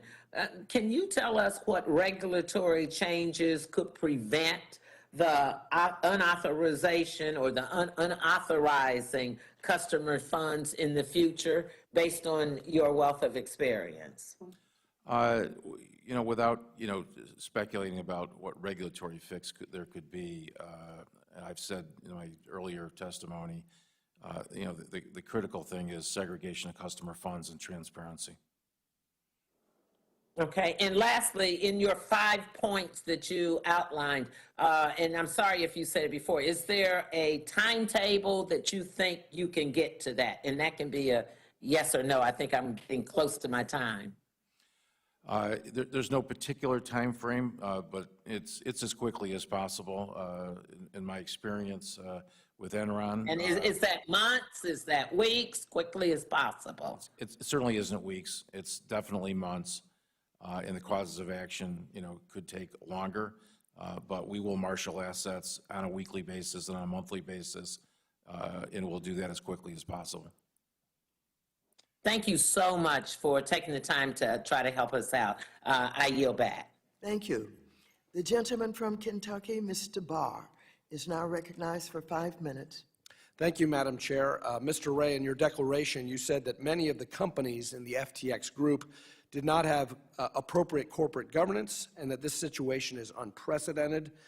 You also, in your testimony today, said that the FTX collapse stems from the lack of an independent board and a complete failure of any internal controls or governance whatsoever.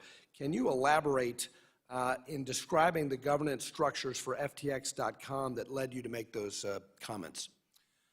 Well, first and foremost, there's no independent board of directors. So one of the first things that I did was put on an independent board of directors led by our chairperson, who's the former U.S. attorney, and Honorable Joseph Farnan, former U.S. District Court judge. So put in a corporate structure of independent directors, put in separate officers, the new officers of the company. I put in a new CFO, a new chief information officer, a new head of administration, all independent, with some background and experience in these sectors. None of the employees, I mean, there's a lot of titles in the company, but no experience to back it up. Can you explain how the FTX.com governance structure differs from the governance structures of FTX US? Virtually no difference. There was no structure. Mr. Ray, in your work so far, have you examined the governance structure or the flow of assets to the FTX Foundation or its various affiliates, including FTX Community, FTX Climate, or the Future Fund? We are digging into that. We've not completed our review. I am curious in your work whether or not you will determine whether those entities were established properly as non-profits or whether or not the funds received were improperly transferred customer accounts. Do you have any visibility into that yet? We're looking at that right now. We've asked our folks at Ernst & Young to look at the tax side of it, and we're investigating the money transfers. So you can be sure we're going to dig into those details. Was the FTX Foundation and those other not-for-profit, ostensibly not-for-profit entities, were they completely separate from any of the for-profit entities? They were owned by Sam Bankman-Fried. I can't tell you that they were separate because they got funds from Alameda. So we know the source of their funding was from the FTX group. There was separate ownership, but not separate, funding. So commingled assets in that case as well. Absolutely. Okay.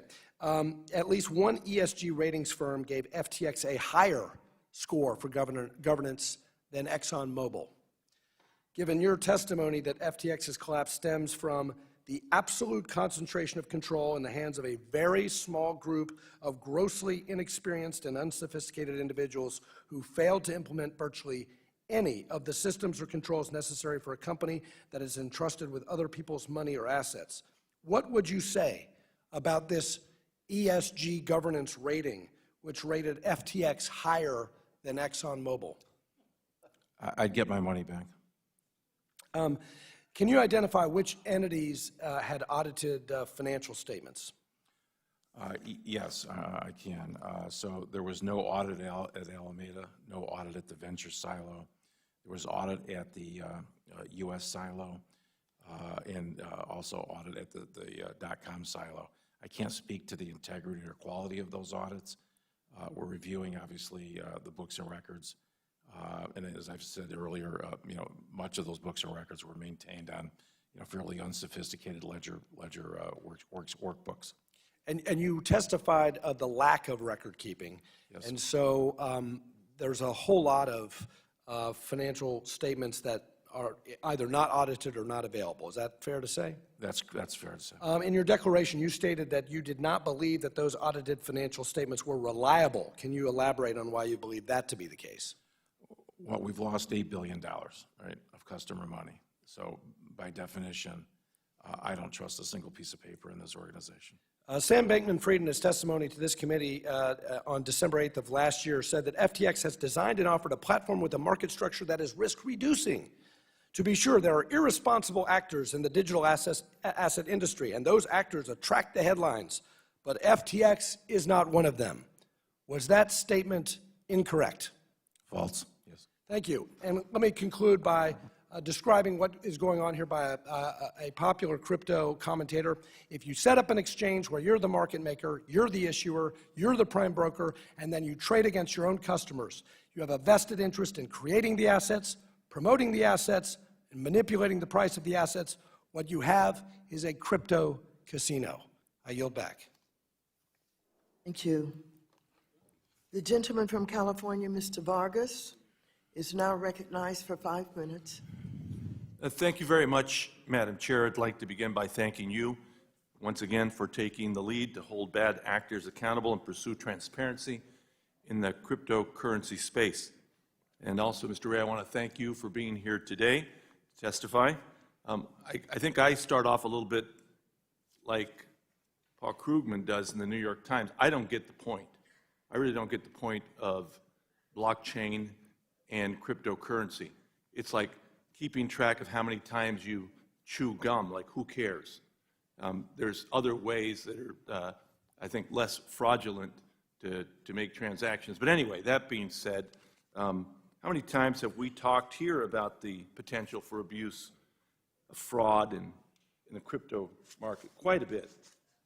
We've had a lot of cheerleading from some people, especially on the other side of the aisle. I don't hear it today. Haven't heard it yet, but I do want to hear it like we normally hear it, how wonderful it is and how they shouldn't be regulated by the SEC, that they're too tough on them. Imagine we're not going to hear that today, especially after what we saw with FTX. But we do want to see order and transparency in this industry and throughout the financial markets. If you are an issuer of cryptocurrency or a manager of cryptocurrency exchange, and you conduct business with U.S. customers, consider this FTX collapse as your public service announcement. Come into compliance with the Securities Act of 1933, the Securities Act of 1934, and all other applicable federal and state laws. Do not skirt the law, mishandle U.S. citizens' funds, and then claim innocence.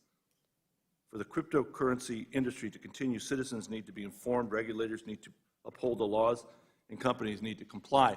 Now that wasn't happening, was it, Mr. Ray, under this particular company? No, sir. Why wasn't it? Again, you have control in a small group of individuals without any oversight whatsoever, from an independent board or experienced managers. It's just a recipe for problems. What government entity is responsible for this fiasco? That's not for me to say. No, it is for you to say. You're right there, and I'm asking you. If you had to opine, that's why you're there in the hot seat. Who is it? Should the SEC have been more aggressive, even though we had a lot of our friends on the other side saying they shouldn't have been? Should the SEC have been more aggressive? You know, I'm not experienced, and I'm not a regulatory lawyer. I'm not here to express views about who should regulate it. And I've said, and very clearly, that we need transparency. Customers need to have segregated accounts. They need to have ownership. It's their money, it's assets. It's really no different than a bank. You'd expect the same level of scrutiny of any funds that you have on deposit with someone else. That is a minimum. I agree with everything you've said, but at the same time, I have to say that the product that they give is a hybrid product, is it not? Well, certainly it's a currency. It's an alternative currency, yes. So then who should regulate it? I don't have an opinion on that. You don't? Mr. Carson, no. Okay. Well, that's the whole problem, I think. I don't get the point of cryptocurrency to begin with, other than, you know, if you're a terrorist or someone that wants to hide money, and then I get the point. But other than that, I don't get the point myself. But if we are going to have it, we have to regulate it. Someone has to be in charge. We have to make sure that we don't continue to defraud the American people. And that's where the government comes in. Somebody's got to take charge of this. I think it's the SEC. I've always thought it was the SEC. They had a lot of pushback from my friends on the other side. I didn't hear them quite today, pushing back as they normally do. I'd love to see that. But again, someone has to regulate this if it's going to exist. Don't you agree? I certainly think there has to be, you know, more controls in this sector. Who should regulate it? I defer to this committee. With that, Madam Chair, I yield my time back. Thank you. Thank you. Now, the gentleman from Texas, Mr. Williams, is now recognized for 5 minutes. Thank you, Madam Chair, and thank you, Mr. Ray, for being here. Appreciate it. There's been many comparisons that have been made as people examine what happened to FTX, and from Bernie Madoff to Enron, it looks like this will go down as one of the largest frauds in history. And Mr. Ray, you have a unique perspective on the fact that you have worked on the Enron bankruptcy. I'd be interested real quick if you talk a little bit real quick about how it compares. You got cut off in the early time, and I'd like to hear a little bit about that. You know, Enron was really a different company. You know, the crimes that were committed there were highly orchestrated financial machinations by highly sophisticated people to keep, you know, transactions off balance sheets. You know, this is really old-fashioned embezzlement. This is just taking money from customers and using it for your own purpose. Not sophisticated at all. Sophisticated perhaps in the way they were able to sort of hide it from people, frankly, right in front of their eyes. But this isn't you know, sophisticated whatsoever. This is just plain old embezzlement. Old school. Old school. There you go. It seems like Fried has some interesting ideas on how he can stay relevant in the FTX world, and even after stealing customers' money and driving the company into bankruptcy.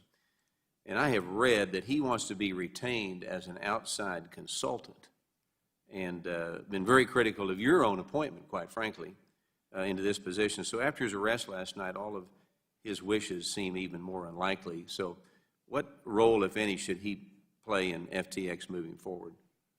The role he's currently playing. Okay. Zero. Good. You stated that FTX was a platform allowing for users to trade digital assets. Were users engaging in simple exchanges of assets, or were users permitted to engage in leveraged, complex transactions? Yes. I'm sorry. Can you repeat your question? Sure. You stated that FTX was a platform allowing for users to trade digital assets. Were users engaging in simple exchanges of assets, or were users permitted to engage in leveraged, complex transactions? Yes. Okay. You also stated that you have recovered over $1 billion in assets. Can you give a description of the nature and type of assets you have recovered to date? We've recovered over $1 billion of crypto assets. These are, you know, coins of various nature, and we've secured those. But that's been our primary focus. We've certainly also secured, our cash in all of our bank accounts. The bank accounts were frozen. We've got control over those accounts with new authorized users, which certainly includes myself. But our main goal is to secure the cash and secure the crypto assets, and that is an ongoing venture. Okay. Thank you for being here, and I yield my time back.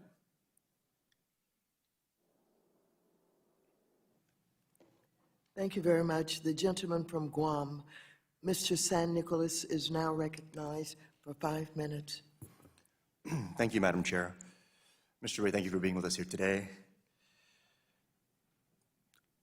There's a lot of people following this trying to understand what happened for a variety of reasons. Of course, your primary responsibility will be to make sure that the creditors are made whole, as well as depositors and everybody else who has a stake in varying degrees within the company. My first question is, have you been able to pinpoint the specific cause for FTX's collapse? I know that there's all kinds of stories about loans to the owner and no internal controls, loans to Alameda, commingling. But is there a specific trigger point or a specific cause that has resulted in the FTX collapse? I think I've described it. It's really just the unlimited ability of those in control positions to borrow customer funds or take customer funds and then deploy them for their own use. That use involved margin trading, which is inherently risky. And of course, they've spent enormous amounts of money beyond that. But it's really the misuse of funds, and it's as simple as that, on a large-scale basis. So, what is the big picture balance loss as a result of this bankruptcy? How much has FTX lost as a result of this? We don't have exact numbers, but we know Ballpark? It's several $billion, in excess of $7 billion. In excess of $7 billion. Yes. So, in excess of $7 billion, we're saying that the Sam Bankman-Fried and company basically took or misallocated $7 billion, and that's why FTX has collapsed. Right. So funds were taken from customers, funds were invested, trading losses incurred in Alameda, and then funds were deployed that will never be, valued at the same dollar amount. There was over $5 billion of investments made. Certainly there's some value there, and we will try to get that value and sell those assets. But oftentimes, even when he made those sorts of investments, whether it was directly or through others in management, sometimes he would do that really without any pro forma or any valuation. Not really quite sure how some of the purchase price numbers were derived. So it gives you a sort of worry, obviously, that the purchases were overvalued. So there's a concern there as well. So Alameda lost $7 billion as a result of investment decisions and margin trading. There's a multitude of reasons that cause the gap in assets between the customer balances and what's there today and what we hope to gain.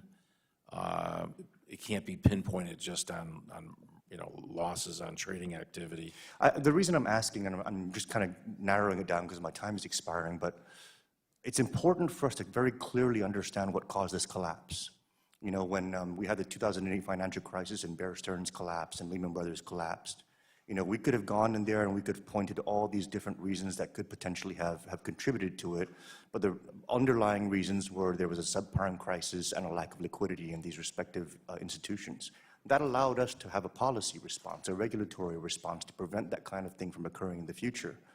The FTX collapse right now is just FTX, but are these lack of controls and are these environments that resulted in the FTX collapse, are those still existing today, and could the same thing happen in similar operations such as Binance, for example? Could they also engage in the same activities under the current regulatory regime, and if things go wrong, have the same outcome?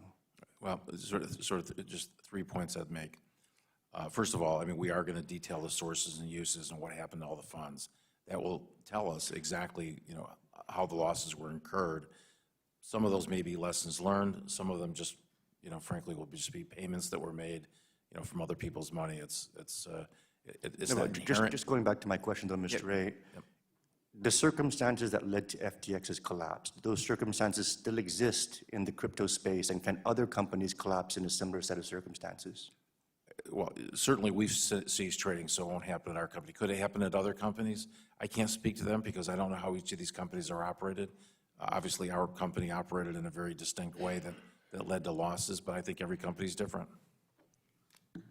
My time's expired. Gentleman from Arkansas, Mr. Hill, is now recognized for 5 minutes. I thank the chairman. I appreciate you being here, Mr. Ray. Glad to have you before the committee, and I want to thank the ranking member, Mr. McHenry, and the chair, Chair Waters, for working constructively in the digital asset space over the past 4 years. And I want to remind my colleagues that Mr. McHenry talked about bond ripoffs in the railroad expansion in the 1870s and 1880s. True. Fannie Mae and Freddie Mac leading us down the primrose path in the early 2000s on housing ownership in the secondary market. And there were frauds and fraudulent actors. But that didn't mean that we didn't want to invest in railroads in the United States for the history of the country, and it didn't mean that we don't need a vigorous single-family housing market and secondary market in our country. So let's not confuse the malfeasance and disgusting activity of FTX with the fact that we need a proper, thoughtful regulatory oversight of digital assets. And so I thank Chair Waters and Ranking Member McHenry. 14 years ago this week, Bernie Madoff was arrested and charged with operating the largest Ponzi scheme in American history. Its collapse injured 37,000 investors and led to major reforms at the Securities and Exchange Commission and their oversight, and FINRA.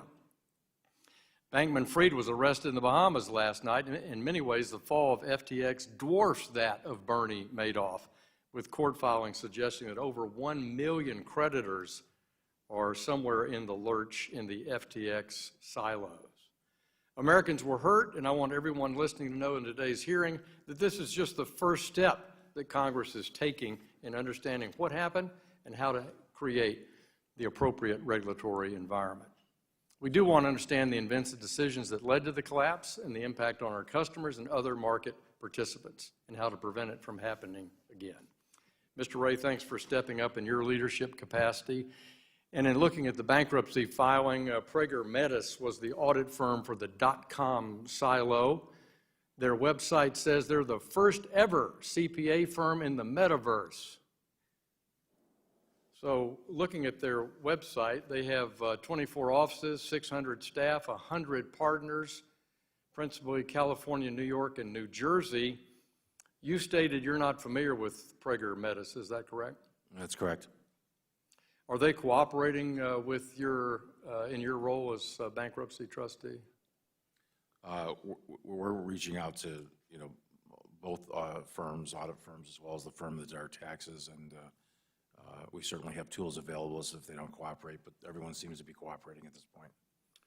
And are they, you anticipate they'll actively participate in the forensic accounting work you're doing with Ernst & Young? Absolutely not. No, we are taking information that we get from the prior auditors and accountants and tax professionals, and then we're going to take our investigation from there on an independent basis. Can you tell us who the partner in charge is of the audit at that firm? I can't tell you. I can't tell you off the top of my head. Is it Jerry Etel, Brian Goldblatt, Michael Williams? Those names ring a bell? No, it's not. I can get I can get your staff. Would you provide that to us, please? Absolutely. Yeah. Thank you. And then the second auditing firm, Manino, you say you are familiar with them, and that's part of a London-based firm, is that right? Yes, that's correct. And so do you feel the same way about their performance based on the books and records you've seen, that they also were inadequate in serving as an auditing firm? You know, I don't want to, you know, certainly don't want to disparage that firm. We do have to look through the books and records and look at the audits themselves and see how comprehensive they were, to see if the audit would have picked up anything that we see, and certainly we're going to look at the related party disclosures that are in those audits, whether there's any footnotes or exceptions. We need to go, we need to go back and look at all those audits just from a look-back perspective to determine what maybe could have been done that wasn't done. Do you anticipate the United States being a creditor in these proceedings, either for tax purposes? It's premature to tell. I mean, we're certainly looking at that ourselves, and to the extent that we find any irregularities in the tax area, we'll certainly be notifying the IRS, but nothing we've seen at this point. But again, our investigation is so early. You state that the internal controls were the weakest that you've seen sort of in your experience, but FTX US and FTX.com, essentially there is no distinction between those. And so whether you were an international investor or a domestic investor, it's all the same pot. Is that fair to say? I mean, that is certainly our worry. I mean, there's a limited amount of U.S. customers in the .com exchange, but we are focused on, commingling, and we're worried that, that the silos weren't respected from for purposes of the crypto assets. Gentleman's time has expired. The gentleman from Connecticut, Mr. Himes, who is also the chair of the Subcommittee on National Security, International Development, and Monetary Policy, is now recognized for 5 minutes. Thank you, Mr. Chairman, and thank you, Mr. Ray, for being here and for undertaking this remarkably complicated task. You know, at the end of the day, our job here is to learn from the mistakes that were made, who made them, and what we can do going forward. Like it or not, we're moving into a crypto assets, crypto world, and we really do need to learn. This whole thing has the feeling of a Hollywood blockbuster. That's why the cameras are here, right? We've got a 30-year-old gazillionaire who raised billions of dollars, living in some condo with a bunch of young people, exotic products, tokens, and crypto assets. It feels to me, though, as I look through particularly the SDNY indictment unsealed this morning, that a lot of what we're seeing here is as old as the hills. It's wire fraud. It's misleading investors. It's commingling of funds. This is as old as the hills. There is something that I really do want to ask you about, though, which is a little different here. All the good work you've done with other companies, you were dealing with, by and large, money in banks or in other financial institutions. Here we've got tokens, which evidently were things of, quote, value, valued in some way or another, that were used as collateral, living in places called wallets, not in banks. So my question for you, that feels to me like what's exotic and different about this. How much more challenging is your job going to be because you're now operating in a world of tokens and wallets as opposed to dollars and banks? And what might, I know you're hesitant to get into regulatory questions, but what should we be thinking about, if nothing else, to help with more smooth unwindings of the inevitable bankruptcies that will occur in this industry moving forward? The principal issue that the company is facing in the crypto area, and it is from a technology perspective, it is different from the other bankruptcies because it is it's not a plane, not a boat. It's this crypto asset, and it has inherently some difficulties. The assets can be taken or lost. We have assets that are in what are called hot wallets, and those are in cold wallets. Hot wallets are very vulnerable to hacking. If you've done any looking on the internet, you'll find that hacking is almost ordinary course in this business sector. There are lots of vulnerability to the wallets. So this company, unfortunately, had a very, very challenging record here. For some, transfers, there was no pathway for it. Our keys aren't stored in a centralized location. We don't know where all of our wallets are. Passwords were sometimes kept in just plain text format. So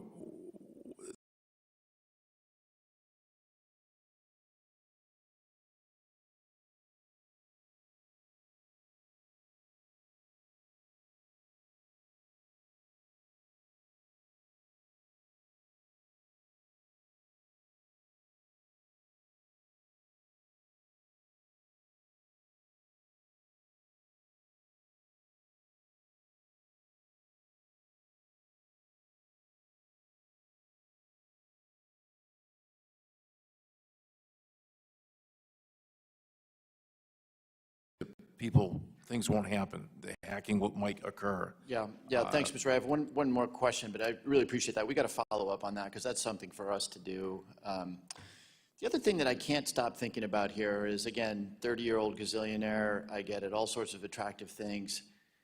Some of the supposedly smartest money on the planet, venture capitalists who are paid tens of millions of dollars to invest money, and maybe I wouldn't care if it was just the money of the very wealthy, but they're investing pension money. You know, they're investing university endowments, companies like Lightspeed, Sequoia, Greylock, the best of the best invested in this. And you told us, you made a statement that this was the worst governance, the worst you had ever seen. Did you see any evidence of any appreciable due diligence on the part of these entities that gave Sam Bankman-Fried hundreds of millions of dollars? Yeah, I'm not aware of what these parties may have done in terms of their due diligence. It is surprising, obviously, in light of all the circumstances. But I don't know what they did internally to verify these investments. So well, obviously, only they know that. Thank you. Thanks very much. Yield back. The gentleman from Minnesota, Mr. Emmer, is now recognized for 5 minutes. Thank you, Mr. Chair. Thank you, Mr. Ray. Like everyone else, we're appreciative of you being here today and testifying. I'm going to start, for my part, with a series of quick questions that hopefully will assist this committee's investigation, and then I want to move on to some additional points, time permitting. Mr. Ray, there were over 100 corporate entities within FTX Group. Some had boards of directors and others did not. Was there a group-level board of directors overseeing the entirety of FTX? No, there was not. Would you agree that it's a bad decision for a complex firm like FTX to not have a top-level board of directors? Yes.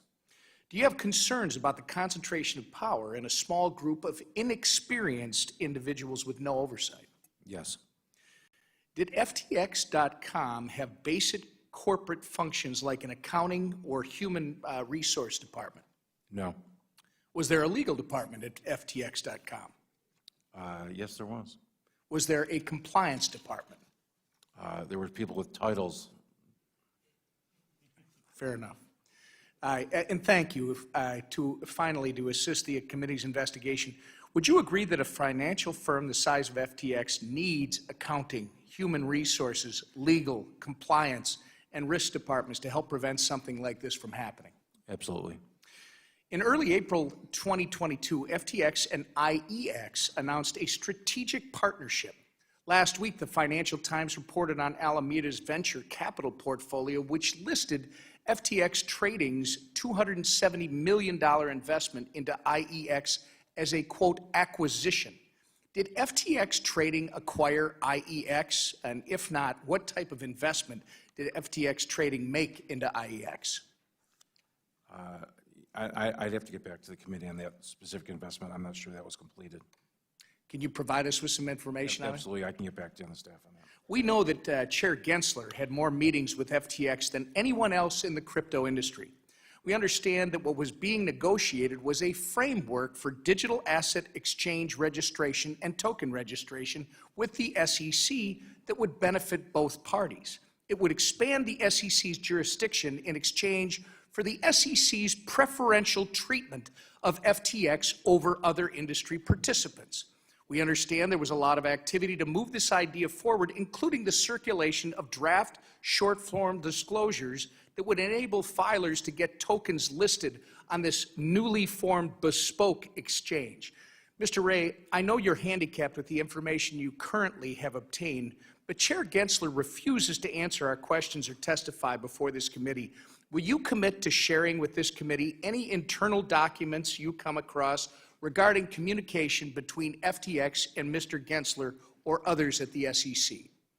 We'll fully cooperate, with the committee and the regulatory authorities with respect to our investigation. Again, specifically, I just want copies. This committee will want copies of those communications to the extent they exist. We can certainly work with your staff to get you what you need. Thank you. And Mr. Ray, I appreciate you mentioning your concerns in the beginning of my questioning about the concentration of power in a small group of individuals with no oversight. That is the exact problem that open and permissionless technology like crypto and blockchain solve. It solves for the problems of centralization. You stated in your testimony that you've never seen such a, quote, utter failure of corporate controls at every level of an organization, from the lack of financial statements to a complete failure of any internal controls or governance whatsoever, close quote. FTX had disastrous or even non-existent systems for accounting, audit, cash management, cybersecurity, human resources, risk management, and other unacceptable management practices that currently make your job to uncover the facts quite difficult. Fortunately, the immutable characteristics of public blockchains that some people would care not to understand in this committee allowed the crypto community to reveal Sam Bankman-Fried's fraud, and the on-chain public record will assist law enforcement moving forward. I encourage my colleagues to understand Sam Bankman-Fried's con for what it is: a failure of centralization, a failure of business ethics, and a crime. It is not a failure of technology. I've worked across the aisle since I came to Congress, so the future of crypto reflects American values, the same way the internet does today. For the most engaged members of Congress on crypto policy, the FTX collapse reminds us of why we care so deeply about this technology. Decentralization is the point. Thank you, and I yield back the balance of my time. The gentleman from Illinois, Mr. Caston, who is also the Vice Chair of the Subcommittee on Investor Protection, Entrepreneurship, and Capital Markets, is recognized for 5 minutes. Thank you, Mr. Chair. And Mr. Ray, thank you so much for this. I'm struck by a lot here, not least Mr. Perlmutter's comment that this is going to take a long time to untangle. Maybe your comment to Mr. Lucas that this is a paperless bankruptcy saves you time because you run out of paper, but I appreciate your service. A bunch of questions. One, I just want to clarify because it's all been implicit. All this bankruptcy is dollar denominated, correct? So as you go through to chase down values? Yes. Okay. Yes. I ask that because we've talked about commingling, we've talked about customer losses. There's been some public reporting suggesting that there may have been some inflation or misrepresentation of the value of FTT tokens. Is that, and I'm not asking you to opine on that right now, but to the extent there is some customer loss claimed from that, is that also one of the categories of losses you're going after?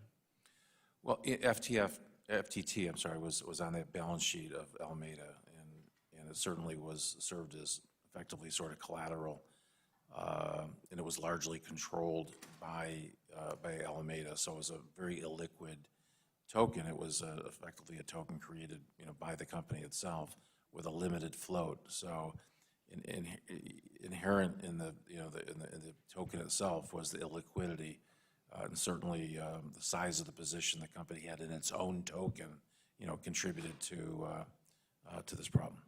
But if a customer were to buy that token at some value that because of its illiquidity could be manipulated, would the customer not effectively be sitting on, for lack of a better word, a Forex risk?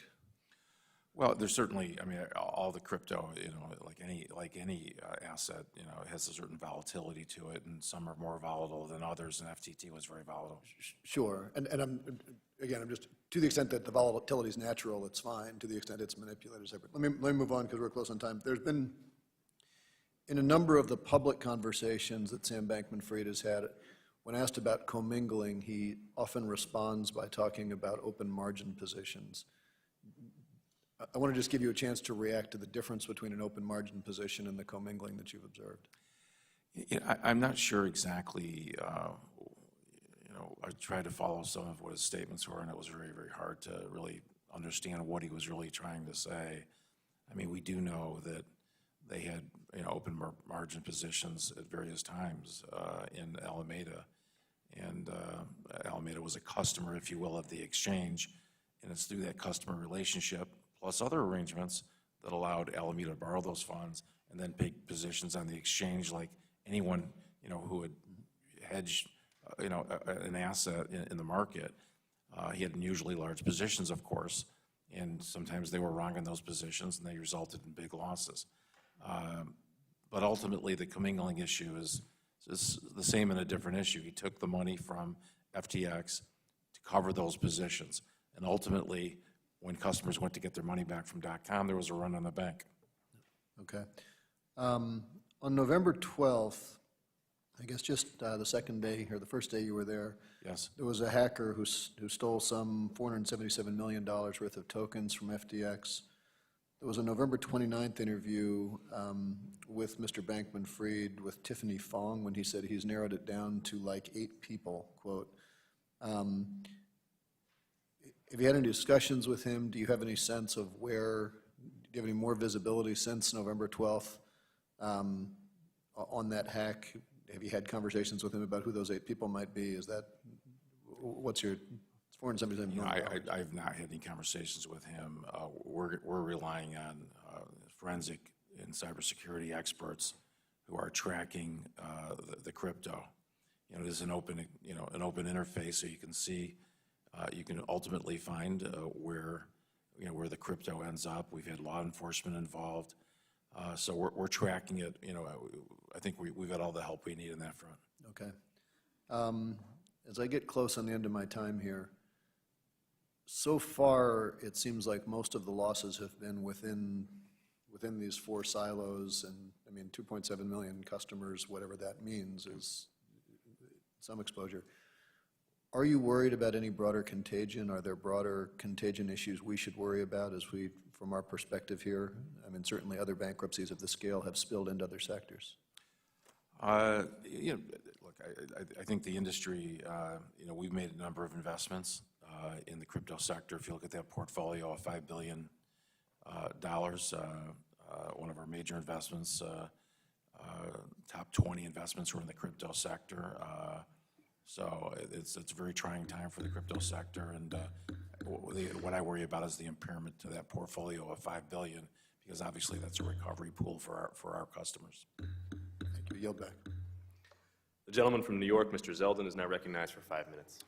Thank you. Mr. Ray, I know you referenced earlier that you had not yet read Sam Bankman-Fried's testimony that was prepared for today. I had a question that I wanted to ask, and I was going to read you something that he had included in his remarks. In late 2021, I believe that Alameda Research likely had a net asset value of substantially over $50 billion market to market. I believe that Alameda was likely leveraged long, perhaps about 1.1 times leverage.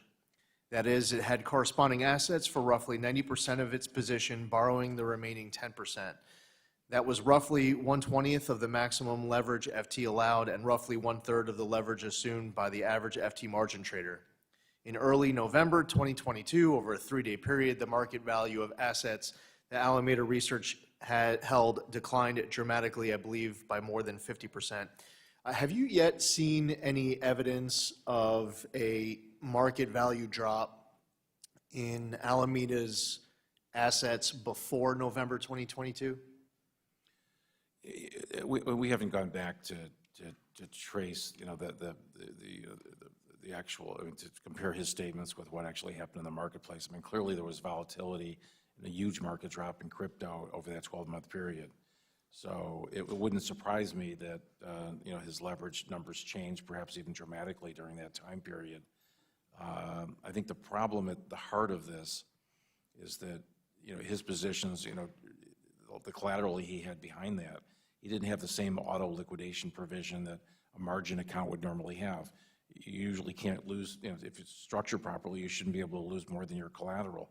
Otherwise, the position closes out and there's no harm in the brokerage firm, if it's a brokerage account, for example, they wouldn't be short cash. They wouldn't have to go out to get the money from you. You close out the position. None of that existed with the Alameda positions. They had almost a complete ability to lose money beyond their collateral. Are you yet in a position to be able to describe, summarize the assets that Alameda had? We do have an inventory of the investments we made. That's pretty clear. We've got those in the hands of our investment bankers at Perella, and we're trying to understand those investments. Ultimately, we'll market those investments. You'll see this week that some of those investments will be put up for sale. The crypto assets, a little bit different. What's on the exchanges we can see. There's exchanges, about 24 exchanges across the world where we know we have crypto assets. They're in our name. We're securing those and are moving those into cold storage. We have, other positions in cold wallets and hot wallets. We've got visibility to that. The question really is, are there wallets that we don't know about? Certainly that is the potential, because the way this company was organized, there may be wallets that don't have our names, we don't know where they are, and that's going to be, a difficult task ahead of us. But what we can see and what we have visibility to, we're grabbing control over. So we'll learn more this week. We should learn more in the coming weeks. Mr. Ray, you mentioned the documentation that you don't have earlier during your testimony. Can you share what documents you have uncovered with respect to the transfer of funds from FTX to Alameda? It's voluminous. The record keeping, wasn't very clean in the company, but we should be able to trace the movement of crypto assets. I mean, inherently in the nature of the crypto, you should be able to see the movement and where it started and where it ended up. We'll obviously track, the banking information. We do have bank records. Sometimes we have to go right to the source, right to the bank to get historical records because they're not, in hand, if you will, at the company. But one way or another, we'll get the banking records and we'll be able to trace the sources of cash, how that cash was utilized to buy assets. Once we can identify the assets, we can then trace the asset from either, transfer to other currencies or ultimate, payment outside the company. So it's just a very intense forensic process, but we'll have the records ultimately to do that. We'd be interested in receiving more detailed explanation of the documents that you have. And one last question, can you describe what documents you identified with respect to internal controls and governance? Well, there isn't any, to speak of. I mean, the company is virtually void of any internal controls or documentation. Resolutions are absent.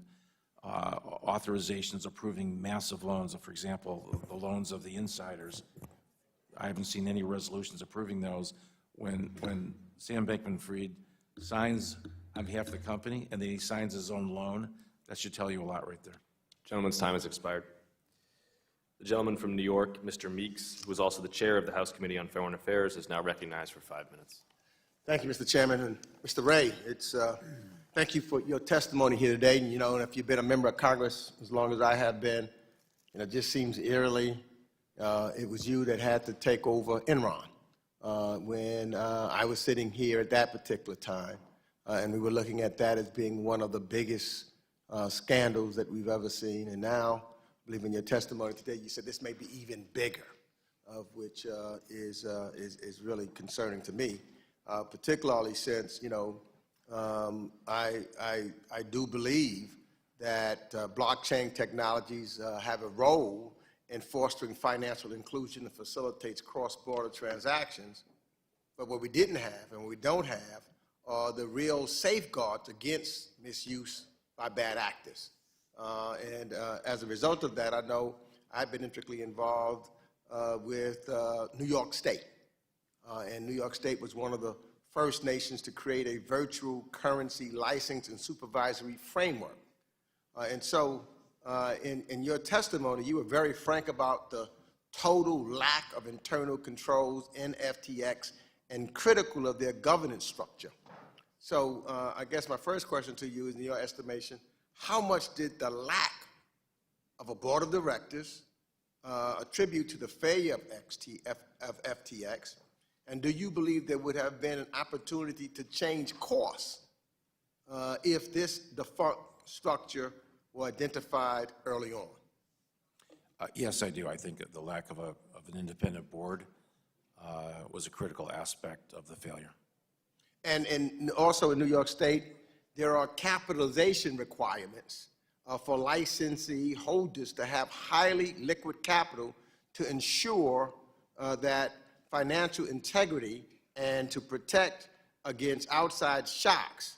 Now, in this instance, how would a capital requirement have changed the outcome of the FTX failure? I'm not a regulatory expert. I mean, what I've set forth in my testimony is that I think it's important for customer accounts to be segregated and for there to be transparency in what people can visualize in their account, and they have some strict rules relative to using customer assets. That's the extent of my my views about the regulatory scheme. I defer to others who are obviously more experienced on the regulatory side. That's one of the issues that we're trying to deal here is how do we get the appropriate and the proper regulation so that we can make sure that individuals are protected. For example, do you know and to what extent were U.S. persons trading on the FTX exchange? And do you believe that the controls were adequate in restricting access for U.S. persons? Because, you know, FTX.com was listed in the Chapter 11 bankruptcy. And publicly reported that the U.S. subsidiary was a stronger position than its parent because of the narrowed offerings and oversights. There still seemed to be this direction toward U.S. Persons. So what do you think? Do you think that there should be, or the restricting access for U.S. persons or the controls were adequate? Well, certainly there was a limited number of people that invested on the .com, which was not the intended use of that exchange. How that happened, obviously, we'll have to investigate, and where the breakdown was, you know, internally in our controls that would have allowed that to happen. So I'd like, you know, at some point, I know you're not a regulatory expert, but, you know, to have conversation with you about looking at some of the rules and the regulations that we put in place in the state of New York, because the debate that we have here at times is ceilings and floors and what would be appropriate to make sure that people are protected. You know, you've already stated that FTX's lack of internal controls is unlike anything that you've ever seen in your career, and obviously has had a devastating impact on people who have trusted FTX with their savings and investments. I also chair the House Foreign Affairs Committee, and I'm also concerned that these internal failures could have led to sanction evasion and illegal transactions on FTX's platform at a time when sanctions compliance is critical for supporting countries like Ukraine and slowing down Putin's war machine. Have you and your team investigated these issues since taking the helm at FTX about anyone trying to avoid sanctions? Yeah, we're certainly investigating all the aspects of the failure, and as the coming weeks we'll learn more, and I think we'll certainly be willing to, you know, work with the committee to understand really what happened and share with you to the extent possible. Gentleman's time has expired. The gentleman from Georgia, Mr. Loudermilk, is now recognized for 5 minutes. Oh, thank you, Mr. Chairman. Mr. Ray, thank you for being here today. Unfortunately, we aren't able to question Sam Bankman-Fried. I was looking forward to that, and however, I was concerned that you were going to testify first. I would have rather have had him testify first so we could qualify some of the statements that he may make with you, who's in the current position. However, since we've been in here, there's been a leak of what was to be his testimony that has come out, and I'd like to ask you about something that he has related in his testimony. He said if he had not been arrested ahead of today's hearings, that he alleges that FTX US has been and remains solvent and could pay off all of its customers tomorrow. Given the evidence you have and what you've gathered, is there any degree of truth to this claim? We still have a hole in the U.S., so it's, as we sit here today, it is not solvent. That's just inaccurate, and I'm not sure how would you even know that, quite honestly. So we're hopeful because the number of customers and the volume of trading on the U.S. exchange was much smaller than .com, somewhat driven by the number of withdrawals that took place before the bankruptcy on the U.S. silo. But right now we have a few $100 million of value. Again, you have to look at value as of, say, today. Right. Still missing. We haven't ultimately, though, found all the keys to the wallets. As we find and open those wallets, hopefully we'll be able to find more assets.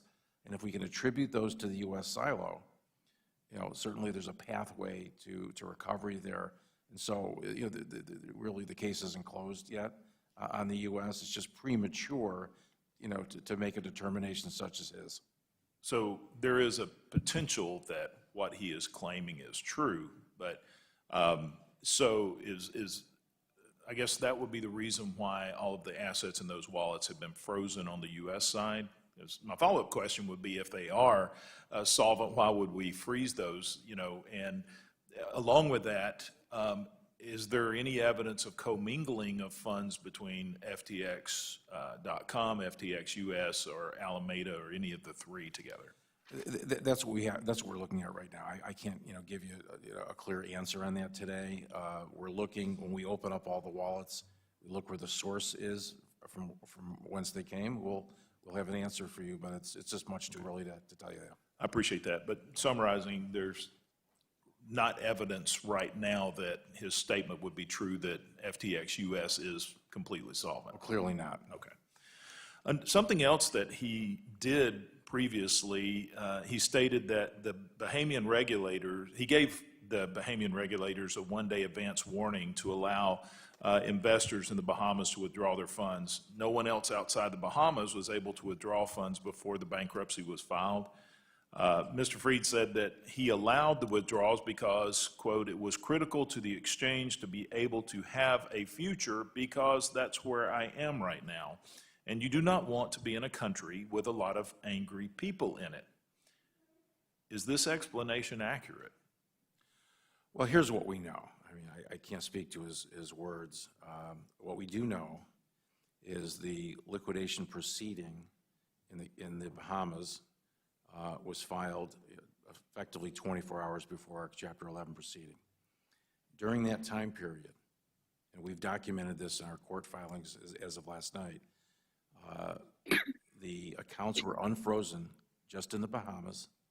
Over $100 million was released to approximately 1,500 customers in the Bahamas. Did you say 15 million or 15 100 million. 100 million. To 1,500 customers approximately. Okay. These are approximate numbers. Okay. And then the door was closed about the time of our Chapter 11 filing. And there were communications between Mr. Bankman-Fried and the Bahamian government specifically related to this leakage of assets. So Mr. Fried would have known that the bankruptcy filing was imminent when he did this? Yes, he was certainly in discussions with his counsel, who was in discussions with the debtors' counsel. All right. I see my time is quickly running out. Thank you for what you're doing and trying to recover what assets we can. And Mr. Chairman, I yield back. The gentleman from New Jersey, Mr. Gottheimer, who is also the Vice Chair of the Subcommittee on National Security, International Development, and Monetary Policy, is now recognized for 5 minutes. Thank you, Mr. Chairman. Thank you for convening this hearing. Since 2019, I have raised concern about the Securities and Exchange Commission's approach to digital assets. SEC Chairman Gensler has repeatedly claimed that most cryptocurrencies are covered by existing securities laws. Despite that, the SEC has not proposed a single rule to create guardrails for digital assets and has done a haphazard job of overseeing the space. The result has been a lack of certainty and clear rules of the road, and we are seeing the impact of that front and center today. They failed to do their job, and they failed to protect consumers, in my opinion. I've been calling on with other members on financial regulators to step up and create clear guardrails for digital assets. Nearly a year ago, I drafted the Stablecoin Innovation and Protection Act to create tough consumer protections and prevent destabilizing runs like we saw with the so-called stablecoin Terra that failed earlier this year. I also invited Chairman Ross and Bam to my district to discuss the clear regulatory steps the CFTC could take to better protect consumers and prevent thieves and snake oil salesmen from ripping off Americans with worthless digital assets. I've consistently been engaging with all market participants, associations, and regulators to promote innovation, the responsible development of promising financial technology, all with a clear eye to protect consumers. Instead of writing clear rules and guidelines for digital asset firms, however, the SEC has created a patchwork of ad hoc policies for crypto firms purely through spotty enforcement actions and random letters. Haphazard enforcement that has missed the worst offenders. You can't regulate through a random patchwork of letters. You have to write clear rules of the road, which is what I've been calling on for years now. Chairman Gensler has told our committee and stated publicly that he has the authority he needs to oversee this industry. Yet the SEC hasn't written rules and has failed to foresee and prevent disasters in the industry and protect consumers, from Terra Luna to FTX. It's time for the SEC to step up and do its job, or another regulator should take the lead. Mr. Ray, thank you for being here. Do you think U.S. financial regulators would have been satisfied with the accounting and risk mitigation practices that were in place at FTX International to prevent its failure from spilling over to FTX US and American investors? As I said on the record, I can't, speak to what the regulatory fix is here. Obviously, oversight is needed. Obviously, we need to have customers have to have control over their accounts, and clearly there's some needs here. I can't really specify what they might be, and I leave that to the committee to obviously work with the agencies to. FTX's group's U.S.-based crypto derivatives and clearing platform LedgerX that has been overseen by the CFTC since 2017 was not included in FTX's wider bankruptcy filing, and according to your initial review of the situation, LedgerX is still solvent. During his testimony before the Senate Agriculture Committee last week, Chairman Benham argued that it was the oversight of his agency that ensured LedgerX was insulated from the failure of other FTX firms. From what you've seen, what protected LedgerX from the failures of the broader FTX ecosystem, and what could U.S. regulators, including the SEC, have done to protect Americans using FTX US? Certainly, we believe LedgerX, it is a regulated entity and it is solvent, and the customer accounts are segregated, and obviously that goes a long way to protecting customers. Do you believe that Mr. Bankman-Fried, when he says that all FTX US users will receive a dollar on the dollar return of funds at the end of these bankruptcy proceedings? That's very speculative at this point. What are some of the biggest questions you still have for Mr. Bankman-Fried and his associates, now that you've been through this for some period? Look, I think the questions we have are not necessarily questions for Mr. Fried. The questions we have are, where are the assets? How we locate those assets? It's a mining exercise at this point. Look, at the end of the day, we're not going to be able to recover all the losses here, right? Money was spent that we'll never get back. There will be losses on the international side. We're hopeful on the U.S. side. He'll answer to others related to what happened here. Our job is just to, find the assets and try to get customers their money back as quickly as possible. When do you expect that to be? It's these bankruptcies take time. The assets will take time to locate. The process will, as I say, will take months, not weeks. But we try to do this in the most expeditious way possible. Thank you for being here. I yield back. Gentleman from Ohio, Mr. Davidson, is now recognized for 5 minutes. Mr. Ray, thanks for what you're doing to recover funds that are missing, and for helping us build the evidence trail to find out, what happened. I think a lot of people look at your initial statements and you say, we know the following. First, customer assets from FTX.com were commingled with assets from the Alameda trading platform. Second, Alameda used funds to engage in margin trading, which exposed customer funds to massive losses. Based on your review of the records, is the transfer of customer funds from FTX.com to Alameda Research in conflict with the FTX.com terms of service? Yes, that's my view. Right, so they claim that they weren't supposed to be able to trade those funds, and clearly they traded those funds. I think that the difference in what you may be hearing is that unlike generally customer accounts, the Alameda account had no trading limitations, so virtually unlimited positions they could take. Right. So when customers deposited funds into their FTX accounts, where did the cash go? Well, sometimes the money wasn't deposited in the FTX account; it was sent to Alameda to begin with. So it was misdirected from the start, straight to Alameda. There was certainly some time period where there's no bank account at .com, and then ultimately, if you look at the structure of this, Alameda was essentially a customer on that .com exchange, and effectively, borrowed money from, or just transferred money from FTX customers to take its own positions on the Alameda hedge fund. Right. So at times it was just going straight to Alameda. At other times, did you uncover a path where there was some sort of settlement, like in stocks where there's T+2, where there was settlement back and forth between FTX and Alameda? Ultimately, when we look at this, there's going to be, I'm sure thousands and thousands of trades, right? So we're going to have to go back and do a very detailed analysis about every single. But they didn't have a structured settlement framework at all in any of their software or accounting systems? It doesn't appear so, no. Okay, and have you ever done bankruptcies where you had to deal with custody of stocks? Yes. Yeah, so, obviously there you settle, clearly you own shares or you don't own shares. You take custody of the shares normally after a 2-day settlement period.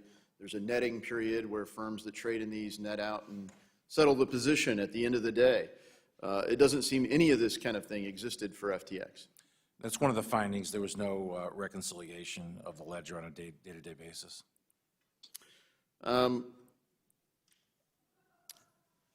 Was there anything that have you detected a point in time where the assets on hand for this enterprise matched the amount of customer deposits? We'd have to go back and look at that. I mean, we're looking at a timeline. We're going to have to back up from the petition date. My guess would be you'd have to back up for more than a year, and then we'll look at, on a day-to-day basis. Again, they didn't reconcile ledger on a day-to-day basis. We've got to now do that to find the answer to your question. Okay, so custody really seems to be one of the big things here. Clearly, they didn't have a way to reconcile custody on behalf of their customers. But sometimes when people were saying, boy, I don't know about this, maybe I'm going to take my funds out. Let's say somebody bought Bitcoin and now they want to exit with custody of Bitcoin and have self-custody. Is that the point in time when FTX or some combination of these entities acquired the Bitcoin so that they could deliver what the customer was requesting? Well, there's a certain amount of liquidity at a point in time. I think the problem happened when there was effectively a run on the bank and there was just less assets there than the depositors effectively would require to be drawn out. Underscoring that is a commingling of those assets even amongst the customers themselves. So it's just really one pot of crypto, if you will. Right. Okay, so no control, no custody. And the only real safeguard the individual consumer had as this was unwinding was the hope that they could somehow be one of the lucky people that decided to say, I'm going to take possession and self-custody my own digital asset. Those people, if they've exited and they have custody of the assets, are their assets now safe? Well, you're exactly on point. I mean, if we could all be as lucky as the Bahamian customers who got the money out. All right, thank you. My time's expired. I yield. The gentlewoman from Massachusetts, Ms. Presley, who is also the vice chair of the Subcommittee on Consumer Protection and Financial Institutions, is now recognized for 5 minutes. Thank you, Mr. Vice Chair, and thank you to our chairwoman for making this hearing an absolute priority. Due to the collapse of the cryptocurrency exchange FTX, over 1 million people have not been made whole, including consumers in my district, the Massachusetts 7th. Now, Mr. Ray, in a bankruptcy filing a few weeks ago, you stated, quote, "Never in my career have I seen such a complete failure of corporate controls and such a complete absence of trustworthy financial information as occurred here," end quote. So that we can continue to get a better sight line into this failure. Can you elaborate on the internal failures and the inadequate policies that occurred at FTX leading to the collapse? It's virtually, unlimited in terms of the lack of controls. No centralized records on banking, no daily reconciliations of crypto assets, silos where there's no insurance, inadequate insurance, no independent board, no safeguards that limit who controls an asset. So senior management literally could get access to any of the accounts in any of the silos. No separateness between customer money and other customer money or other assets. It's virtually unlimited in terms of the lack of controls. And that's really the point of the unprecedented comment. I've just never seen anything like it in all 40 years of doing restructuring work and corporate legal work. It's just a dearth of information. Thank you very much, Mr. Ray, for enumerating that for the purposes of the record to better understand the depth of the incompetence here. And again, really just egregious and really criminal. Can you tell us how customer funds were handled at FTX, including the exact amount that FTX misused? We don't have What that number is? Yeah, we don't have totals today on the losses. I mean, we do know that the customer funds kind of existed effectively in a pool. We're going to have to do an accounting, a tracing analysis to really determine the number of customers affected. Right now, we have the number of accounts, but again, users had multiple accounts. For example, if they had a different trading position, they may have opened multiple accounts.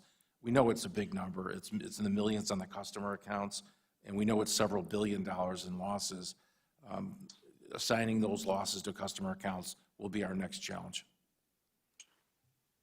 And I saw one report that was putting it at about $8 billion. In light of what is FTX's plan to make sure that every single dollar that was misused is returned to the customers, do you have an estimate of the amount of funds that FTX will actually be able to repay? You know, not at this stage. I mean, the one thing that I want to express to the committee is that, you know, every day we find more assets, we unlock more assets. We find, you know, keys that we can then unlock wallets, and then we assign those to the proper silos. So every day we're more encouraged, but clearly, you know, we anticipate, you know, some massive losses here. We're just too early right now to speculate what that would be. And hopefully, you know, in the coming weeks, we will get a better handle on that and obviously make more information available to the public. The one thing about the bankruptcy process, which should be comforting to the committee, is that there's absolute transparency and disclosure in that. There's reporting in the bankruptcy process. So everyone will know every step of the way exactly what's happening in this bankruptcy. Thank you. Without question, this collapse has been devastating to people across the globe, my constituents in the Mass 7th included, which is why it really is essential that we understand the anatomy of this collapse so that we can not only ensure that they are made whole, that we are mitigating the damage caused here, maximizing the value that is returned to customers, but that we ensure with stringent regulations and procedures in place that this does not happen in the future. Thank you, Mr. Vice Chair, and I yield back. Gentleman from North Carolina, Mr. Budd, is now recognized for 5 minutes. So the story of FTX is a story as old as time. What FTX engaged in, it's fraud, plain and simple. Sam Bankman-Fried, he lied to investors. He violated his own terms of service. He knowingly and improperly loaned $10 billion in customer funds to from FTX to his own hedge fund. This is the stuff that would make Bernie Sanders cringe. Mr. Bankman-Fried is right where he belongs, arrested for fraud. And from where I sit, the number one priority right now is to make each and every investor financially whole. So thank you, Mr. Ray, for being here, for your efforts, and for lending your expertise today. So the bankruptcy filing, it notes several unacceptable practices, like the use of software to conceal the misuse of customer funds and Alameda's secret exemption from certain aspects of FTX.com's auto liquidation protocol. So can you expand on these practices and what more you've learned since the bankruptcy filing? The basic concept is that Alameda was able to borrow on an unlimited basis, or transfer. I'm not sure I'd describe it. You know, borrowing is almost a technical term. So transfer of assets, borrowing of assets on an unlimited basis, which then was allowed to take massive positions with other people's money. And because they had no auto liquidation feature,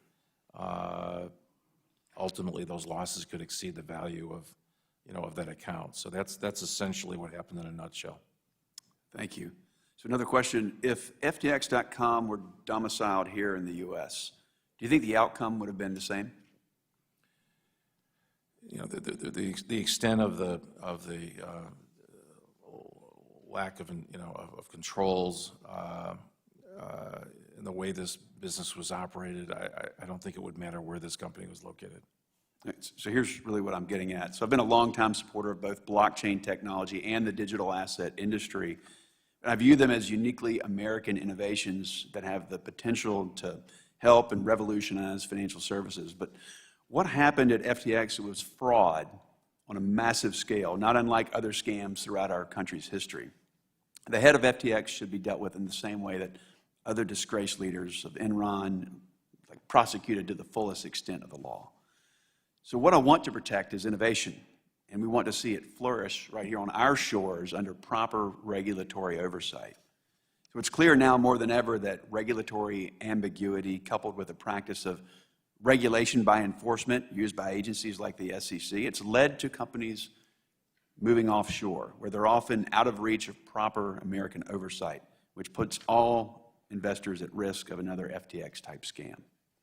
So what we need is for Congress to take the lead and establish clear rules for this industry.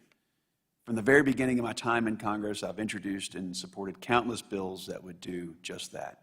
And it's my hope that we can finally work together to establish these rules to protect U.S. investors and the future of American innovation. Thank you. I yield back. The gentleman from New York, Mr. Torres, is now recognized for 5 minutes. Thank you, Mr. Chair. You know, to read the bankruptcy filing, one gets the impression that FTX had the corporate governance of a college fraternity. In the bankruptcy filing, you note that decisions about the disbursement of funds were made via an online chat with personalized emojis. And it seems to me corporate governance by emoji sounds like a recipe for the misuse of funds. During the New York Times Deal Book interview, Sam Bankman-Fried said that FTX and Alameda were, if, quote, if not in intention, in effect, tied together more substantially than I wanted it to be. And Mr. Bankman-Fried speaks as if the conflict of interest came as a shock to him, as if it arose by accident or by mistake rather than by design. But it seems to me that Mr. Bankman-Fried set up a mutually beneficial relationship between Alameda and FTX. He would use Alameda as a market maker to generate liquidity and trading revenues for FTX, and then use FTX as a lender to generate leverage for Alameda. And that incestuous relationship was neither accidental nor incidental. That incestuous relationship was central to the crypto empire that Mr. Bankman-Fried built. Do you agree with that analysis? Or? I can't take any exception to what you said. And so do you think that Mr. Bankman-Fried knew or should have known that the conflict of interest would foreseeably culminate in the commingling of customer funds? I certainly think he should have known his actions would result in the circumstances that we now find ourselves in. Absolutely. When FTX was seeking a bailout, FTX circulated to investors a balance sheet whose largest assets were tokens that FTX itself had invented. The largest asset on the balance sheet were $2.2 billion in Serum tokens. The Serum token is a creation of FTX. And needless to say, the value of a Serum token depends on the value of FTX as a company. If FTX collapses, the token is worthless. It becomes no different from monopoly money. Do you agree that there's something fundamentally fraudulent about the practice of counting your own tokens as assets on your balance sheet? Well, clearly, because of the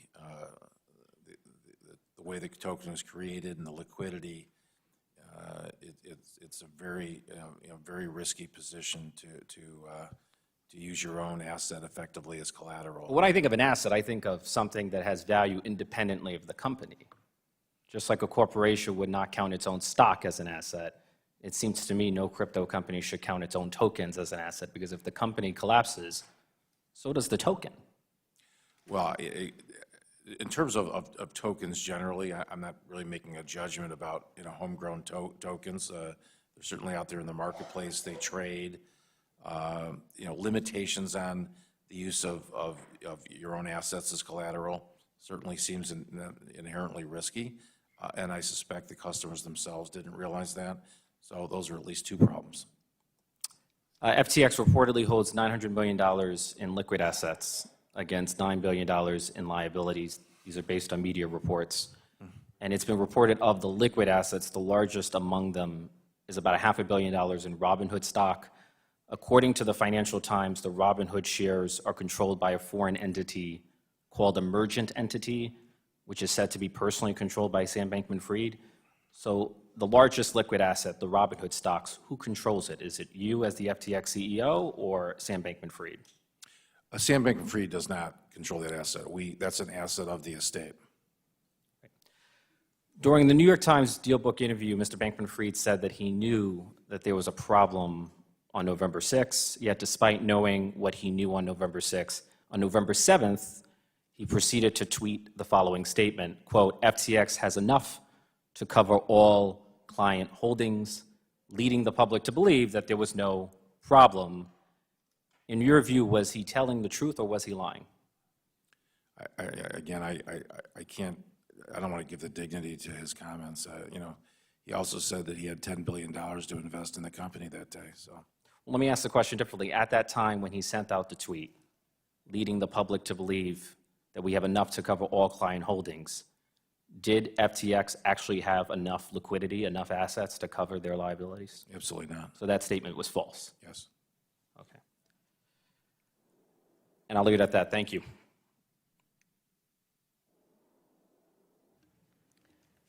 The gentleman from Ohio, Mr. Gonzalez, is now recognized for 5 minutes. Thank you, Madam Chair, and thank you, Mr. Ray.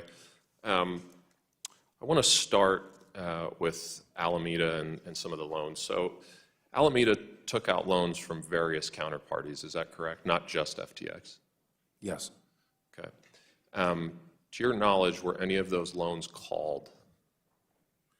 You know, we're going through the corporate history of what was repaid, and some of those loans, in fact, I think were repaid, but they had counterparty positions with a lot of those companies as well.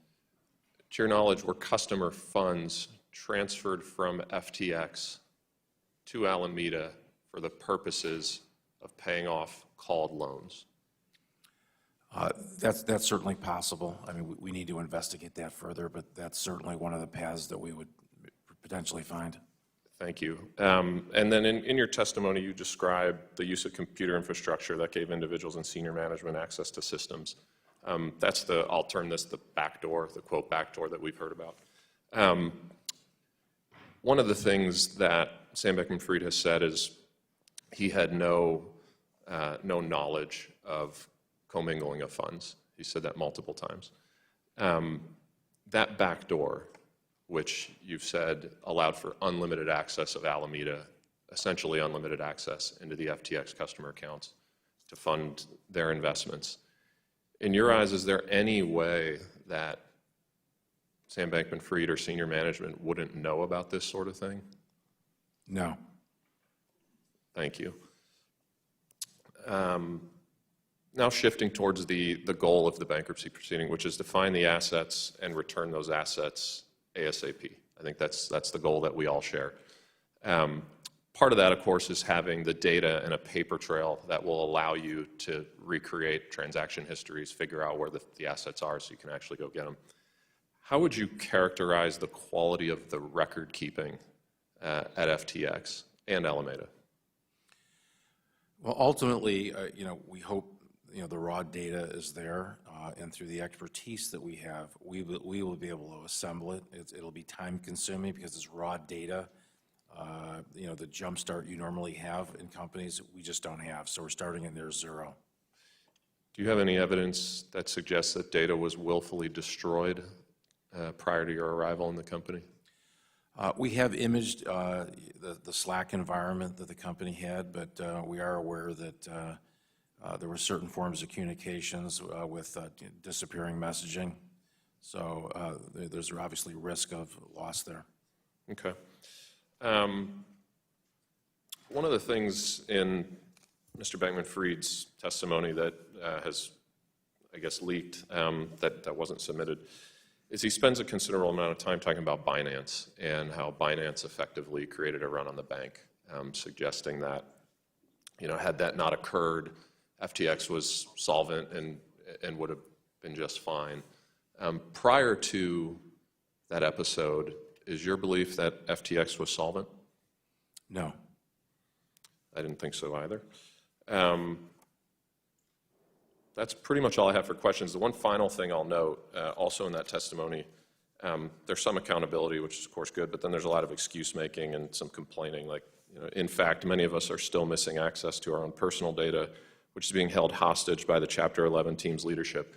I would note that's what happens in life when you perpetrate a massive fraud and steal billions of dollars from your customers. You lose your freedom and you lose access to a whole bunch of things that otherwise you wish you would have. So just a simple reminder for everybody that that's what happens.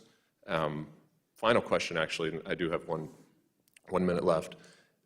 You've mentioned the $100 million that was transferred to 1,500 Bahamian accounts prior to the bankruptcy.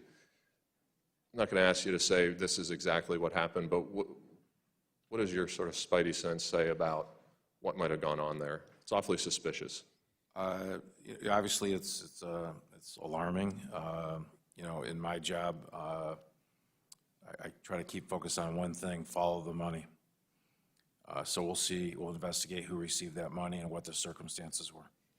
Well, thank you, and thank you again for being here. I wish you luck in tracking down all the customer funds, making sure they're returned to their rightful owners. And thank you, Madam Chair. I yield back.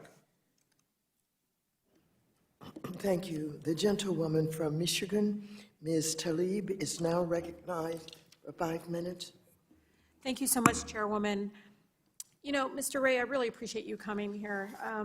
You know, one of the things that kind of stood out for me is you know, how much FTX spent on celebrity endorsements and arena naming rights, really targeting residents like myself and others, you know, in my community. Naming rights of the Miami Heat arena, I think you all spent like what, $135 million.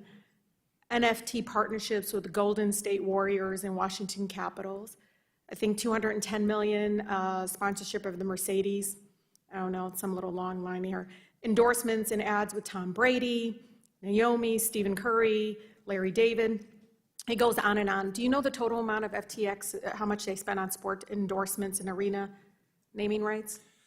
You know, we don't have a full tally of that because you know, it's just an accumulation of data. Do you know if you all spent more on FTX versus FTX.us? I don't have a breakdown for you, and I can't tell you how much was paid in crypto versus cash. When you all ran that TV during the Super Bowl, I think you doubled the number of U.S. users. Is that true? You know, I don't have data on that. Do you think it's financially responsible that he's spending hundreds of millions of dollars on these kinds of sponsorships and quote unquote partnerships while they were unable to cover the customer deposits? No. Personally, it sounds a lot like, you know, Houston Astros playing at Enron Park. I represent the third poorest congressional district, Mr. Ray. This really impacts everyday folks like my residents who were really targeted by a lot of those ads. The crypto industry has spent millions on this marketing, and you know, one of the things I read, which was really taken aback, and I know Madam Chair might have heard, but you know, the Ontario teachers' pension had to write off $95 million. These are teachers. And the consequences of the crypto collapse on everyday people is something that doesn't get discussed enough. And understanding why accountability and oversight is important. That's why I really appreciate the chairwoman doing this hearing. The idea that cryptocurrency can be a solution for financial inclusion is not only laughable, it's dangerous, Mr. Ray. These get quick rich kind of ads and targeting my residents, it is predatory. And quote my friend Senator Warren, it's bullshit. And let me talk about that BS a little bit. The role of exchange tokens in the crypto industry's business model, it's reported that Media held billions in, you know, illiquid FTT, and then FTTX's own exchange token. Meanwhile, FTX's own website stated that FTT was the backbone of FTX's ecosystem. I know, you're rolling your eyes. I don't know if anybody can see it. But the price of FTT traded in the high 70s over the summer. But by the start of November, it hovered, I think, around $20, and then the collapse in value triggered a so-called a bank run-like situation. And then right now, FTT is, I think, valued at just over $1 per token. Is that correct? That's correct. Clearly, FTX had an interest in inflating the value of their own token and it seems in hindsight that FTX was being propped up by monopoly money. Is that correct? There may be a pattern there, yes. Mr. Ray, have you discussed in length how FTX.com is siloed from FTX.us and FTX.us users? Well, structurally they are. I mean, they do share a common environment, the AWS system. Can FTX.US, sorry, users though, could they trade with FTT? Is that? On their particular exchange, which would be the FTX.US exchange, yes. So can you describe how FTT's collapse in value has affected FTX.US silo and how it's affected US customers' residents' ability to recover their funds? We don't have a full accounting of what crypto assets are within each silo that back up those customer accounts. And we need to accumulate the full value of the collateral, and then we'll, obviously look at what type of crypto is there, and that'll be an exercise we'll have to go through. Can you explain like this whole thing around FTX's overall reliance on digital token that they control, mint, and have vested interest in manipulating the value of? That's something that I hope we dig deeper into. I've seen stories about that and I've read quite a bit about it. I mean, we have not done a full investigation into what was going on in the marketplace relative to the various tokens. I know that's of particular interest to the regulatory community. Some of this may have played into what happened in terms of the downfall of FTX and other crypto companies. So it's certainly something we're going to investigate. Thank you. Thank you very much. The gentleman from Tennessee, Mr. Rose, is now recognized for 5 minutes.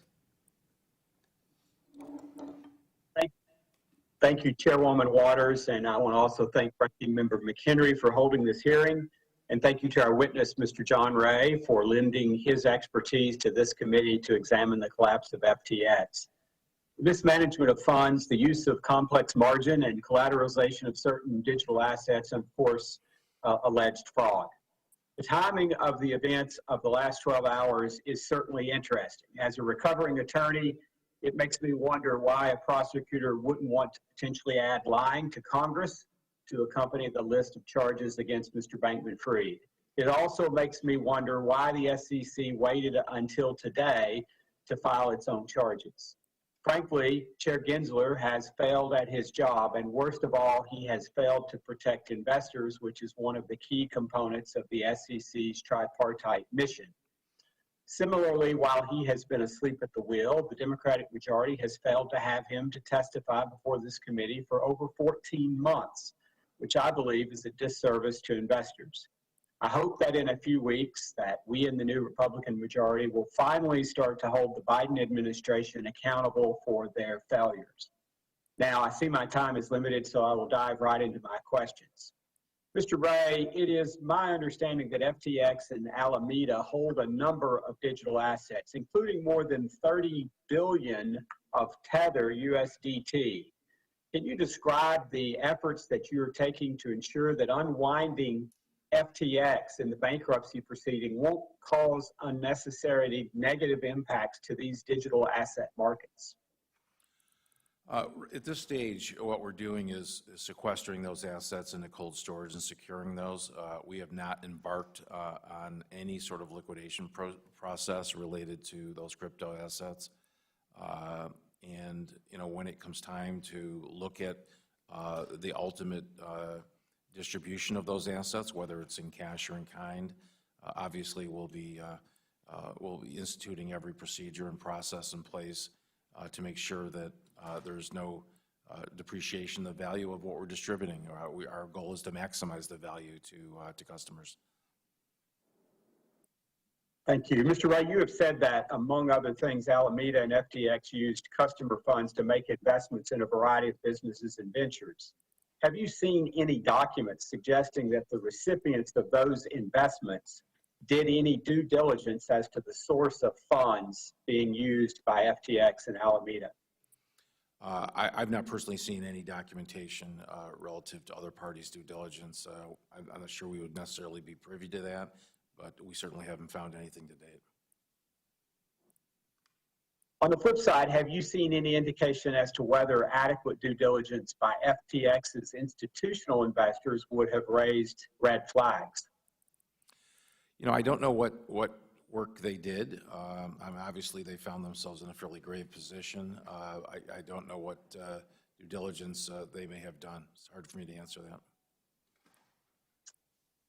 Is there any indication as to whether any potential investors before the events in November took a pass on investing after taking a hard look at FTX? Again, I'm not really privy to what due diligence people may have done. It's just not something that I've got visibility to. So from owning a company myself and both responding to due diligence requests and making them as we looked at companies, we kept significant records of the due diligence both that we requested and that we responded to. Are you seeing evidence that any such records were being kept by FTX? Not that I'm aware. Again, part of my testimony is that the company's record keeping was very minimal. Even as to some of the investments, we don't even have the complete transactional documents that govern the investment itself. So I think that speaks somewhat for your question. And again, just to give you a chance to reiterate, you, from all of your experience throughout your career, you find that to be remarkable, I would take it. Yeah, truly remarkable. Well, thank you again for being with us today. And Chairman, thank you. I yield back the balance of my time. Thank you. The gentlewoman from North Carolina, Ms. Adams, is now recognized for 5 minutes. Thank you, Madam Chair, and thank you, Ranking Member McHenry, for hosting the hearing today. And to you, Mr. Ray, thank you for being here. Mr. Ray, judging by the reaction of my colleagues, it's clear how frustrated we are, especially given your testimony where you state that you had never seen such an utter failure of corporate controls at every level of an organization. So, Mr. Ray, my question, my colleagues and I have asked repeatedly about your efforts to recover customers' assets, and you've told us today it'll take some time. But you're the expert here.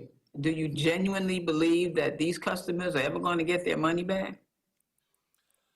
Well, certainly we're working hard to cover all of the assets and to sequester those for ultimate return to customers. It's obviously a challenge. It's a massive loss. It's very speculative right now what that recovery will be. It's too early to tell what the ultimate recovery will be to each particular customer. At some point, we'll obviously know that, and we hope, obviously, to maximize that. Well, okay. It doesn't sound like you really think they're going to get their money back. But let me, do you think that some of the losses suffered by these investors are simply a result of the nature of investment and risk-taking in the market, or was this fraud? Well, certainly, I think the way the company operated lended itself to, materially risky losses, positions. Clearly a better run company would have had controls and procedures in place to avoid losses. Okay, thank you, sir. Let me revisit the quote from your testimony. I want you to touch on the quality of FTX's bookkeeping. Was there a discrepancy between what it disclosed to its investors versus what was going on in the company internally? And can you provide an update on your efforts to fill those gaps? Right. Well, the quality of the record keeping was very poor in the company. We still don't have complete financial statements for every one of the entities. We're going back and rebuilding those right now. Our process is to have a beginning entry with our assets and cash and our liabilities, and we'll do that on an entity by entity basis. In the coming months, through the bankruptcy process, there'll be disclosures about the financial status of every one of the entities, but that's a process that will build out over the next 4 months. So in your testimony, you discussed the existence of a computer infrastructure that gave senior management personal access to customer funds and lacked security controls. So can you describe examples of the misuse of customer funds that took place as a result of these vulnerabilities? Well, the main misuse is just simply taking customer funds and using it for other purposes. I mean, obviously there's investments made, payments made, expenditures that were made with customer funds, and then obviously trading that occurred that caused losses that ultimately harmed the customer. All right, thank you, sir. Madam Chair, I yield back. Thank you. Thank you very much. The gentleman from Wisconsin, Mr. Stile, is now recognized for 5 minutes. Thank you, Madam Chair. Thank you, Mr. Ray, for being here. There's a lot of questions about early stage due diligence, about why the indictment and the timing of that indictment by justice. But I think as policymakers, we're here to understand the FTX collapse and what can be done to prevent a future fraud like this from ever occurring again, where individuals lost their money. It's complicated by the fact that FTX is domiciled in a foreign jurisdiction, and by all indications, Mr. Bankman-Fried is also in a foreign jurisdiction at this time. And so we should ask ourselves tough questions as to why a company like FTX would choose to set itself up in the Bahamas rather than the United States in the first place. I think that's a question for Congress. And also, we can't lose sight of the fact that millions of Americans lost money in this. I'm outraged. I think you're outraged. The American people should be outraged. Let me dive in. A day after FTX filed for bankruptcy, multiple outlets reported that there was a hack or a potential theft. You have stated unauthorized access to certain assets occurred and that the company was in touch with law enforcement officials and regulators. Have you determined whether, in fact, assets were moved out after the bankruptcy? Yes, clearly there was assets moved out after the bankruptcy. And do you know whether or not that was an actual hack, or was this done, as has been reported, at the direction of the Bahamian authorities? It was both. It was both. And so some was done, some was done as a result of a hack, some was done as a result of the request of the Bahamian authorities. Yes, that's right. And do you have indication as to why the Bahamian authorities made that request? Well, it wasn't a request. They just took it. The Bahamian authorities took the funds that were at FTX Yes. through their own action. Was no action required by FTX employees? Maybe you could provide just a little color. They were aided by the ex-employees, yes. They were aided by former employees Yes, of FTX. Yes, Mr. Wang and Mr. Fried. Is it in the eyes of the Bahamian authorities did this to protect clients and creditors? Do you have insight into the motivation behind this action? Unlike the Chapter 11 process, there's no transparency in the process in the Bahamians, and we've repeatedly asked them for clarity about what they've been doing, and we've been shut down on that. So from you've requested insight as to why this was done from the Bahamian authorities, and the Bahamian authorities, their reply to you was that they did not reply, or they replied and it was unsatisfactory? They put out statements that it was in the interest of Bahamian creditors, although our view is that it violated the automatic stay in bankruptcy. And so you have questions that still remain unanswered by the Bahamian authorities that would shed additional light into your investigation if that information was provided? Yes. Do you believe that at that time Mr. Bankman-Fried was attempting to undermine Chapter 11 cases by expanding the scope, by moving assets to accounts under the control of the Bahamian authorities? It appears so. So it appears that he may be working to undermine the scope of federal bankruptcy, U.S. federal bankruptcy law. That's what it appears, yes. And so then do you still believe that the Chapter 15 case should be consolidated in the Delaware Bankruptcy Court? No, I do not think so.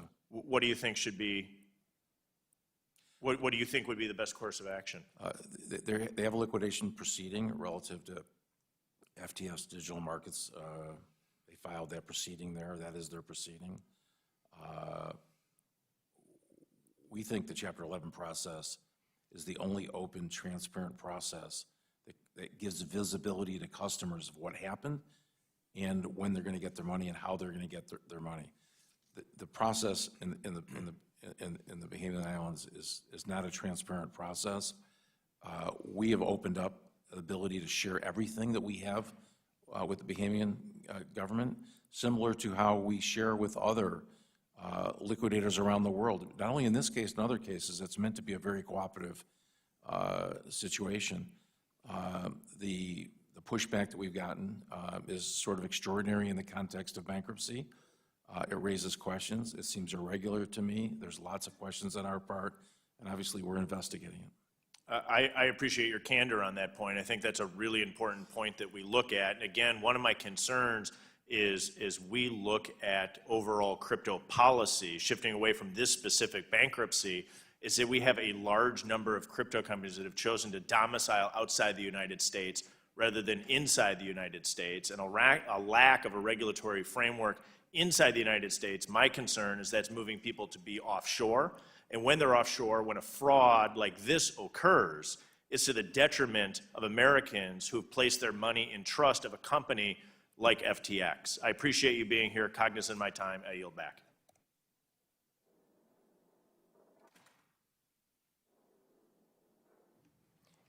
The gentleman from Massachusetts, Mr. Lynch, who is also the chair of the Task Force on Financial Technology, is now recognized for 5 minutes.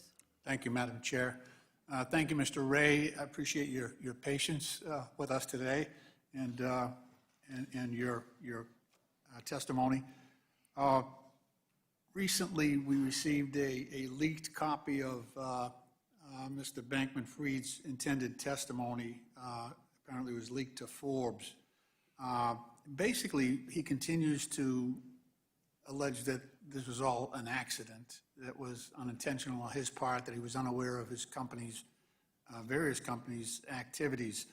However, as my colleagues have pointed out previously, this structuring, as you have said, of these 4 silos of companies, the location in the Bahamas indicates a deliberate attempt to avoid U.S. jurisdiction and U.S. security laws. So in our conversations with Mr. Gensler of the SEC last week, he indicated that there are laws in place that would have protected investors and customers had Mr. Bankman-Fried decided to register his offshore operations here in the United States. Is that your understanding? I'm not familiar with the regulations he's speaking to. Obviously there was an absence of regulation relative to these operations, so clearly any regulation would have helped. The Southern District of New York also unsealed its criminal indictment this morning, which alleges that Mr. Bankman-Fried lied to investors. He now faces about 8 counts, including wire fraud on customers and lenders and conspiring to defraud the U.S. and violate campaign finance laws. Do you have any information that would countervail those charges? Is there anything that you've seen in the way that Mr. Bankman-Fried structured this company, or in any way that he tried to comply with U.S. securities law in your investigation so far? We've certainly made all of our information available to the regulators and the enforcement agencies, and obviously they're seeing what we're seeing. What I'm trying to get at is that while Mr. Bankman-Fried continues to say this was an accident, it appears to me at every step of the way that his acts were intentional, they were willful, and these were conscious decisions made by him in structuring his company as he did. I don't know what his intent was. I certainly know what the results were, and they're disastrous, obviously, for customers. I realize that only, well, at least so far, the reports say that only about 2% of the people defrauded in this, in the FTX collapse, were from the United States. Is that correct? I don't know how they're calculating that number. Is that on a customer basis, a value basis? It's hard to comment on it. We do know that the U.S. investors were on the U.S. exchange, and the relative losses there are a fraction. But it's too early to tell exactly how much those losses are in either silo. There's a general truth to the statement that the U.S. will suffer, that particular exchange will suffer less than the .com exchange, purely because of the siphoning off of cash and assets from .com over to Alameda.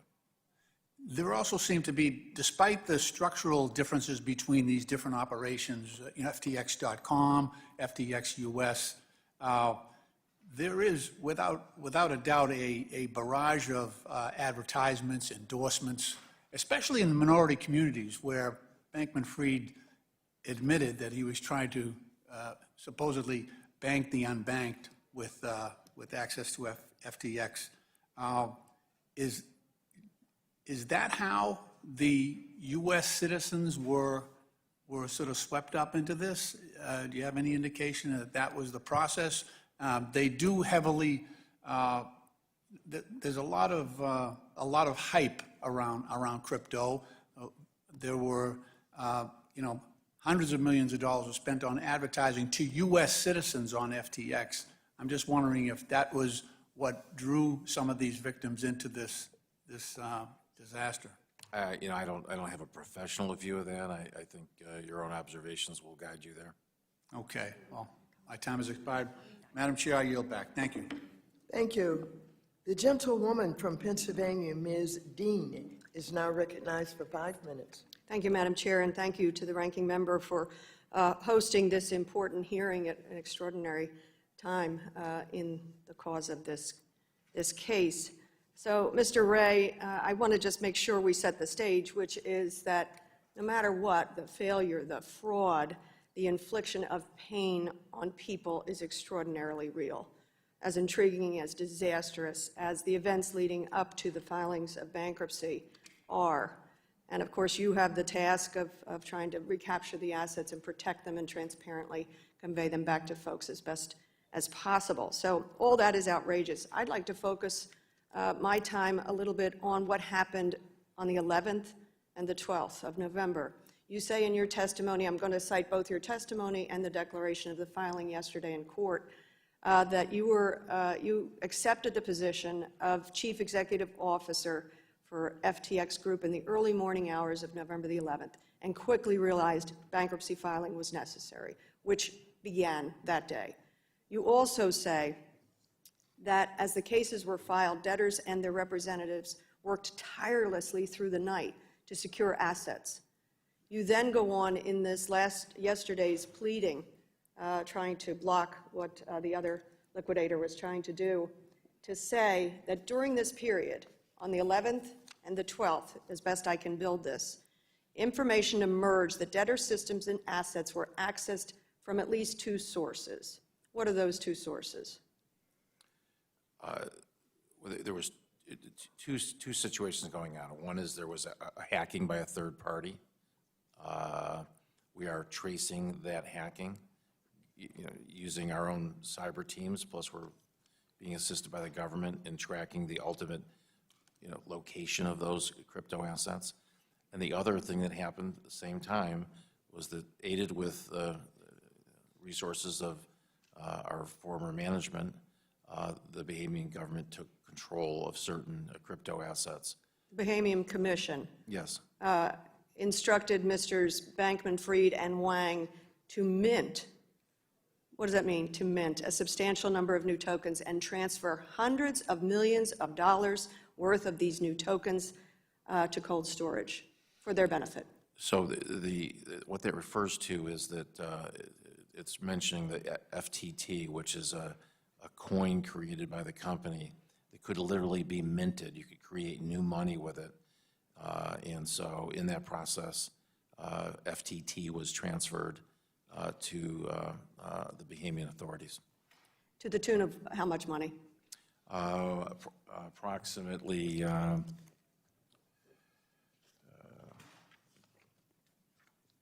I read here less than, about 300 million. 300 million.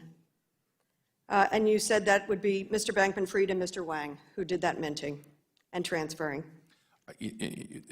And it's I know we have information that they were both involved, whether Mr. Wang did it or Mr. Fried, obviously they were cooperating with the government in doing so. And this is post-bankruptcy filings. Post-bankruptcy, when the automatic stay was in effect.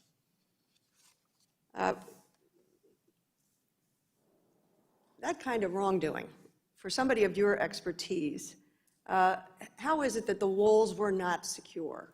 That someone was able, in this case one unknown and the other known, likely known, was able to go in, mint, manufacture, tokens and transfer them to a foreign government?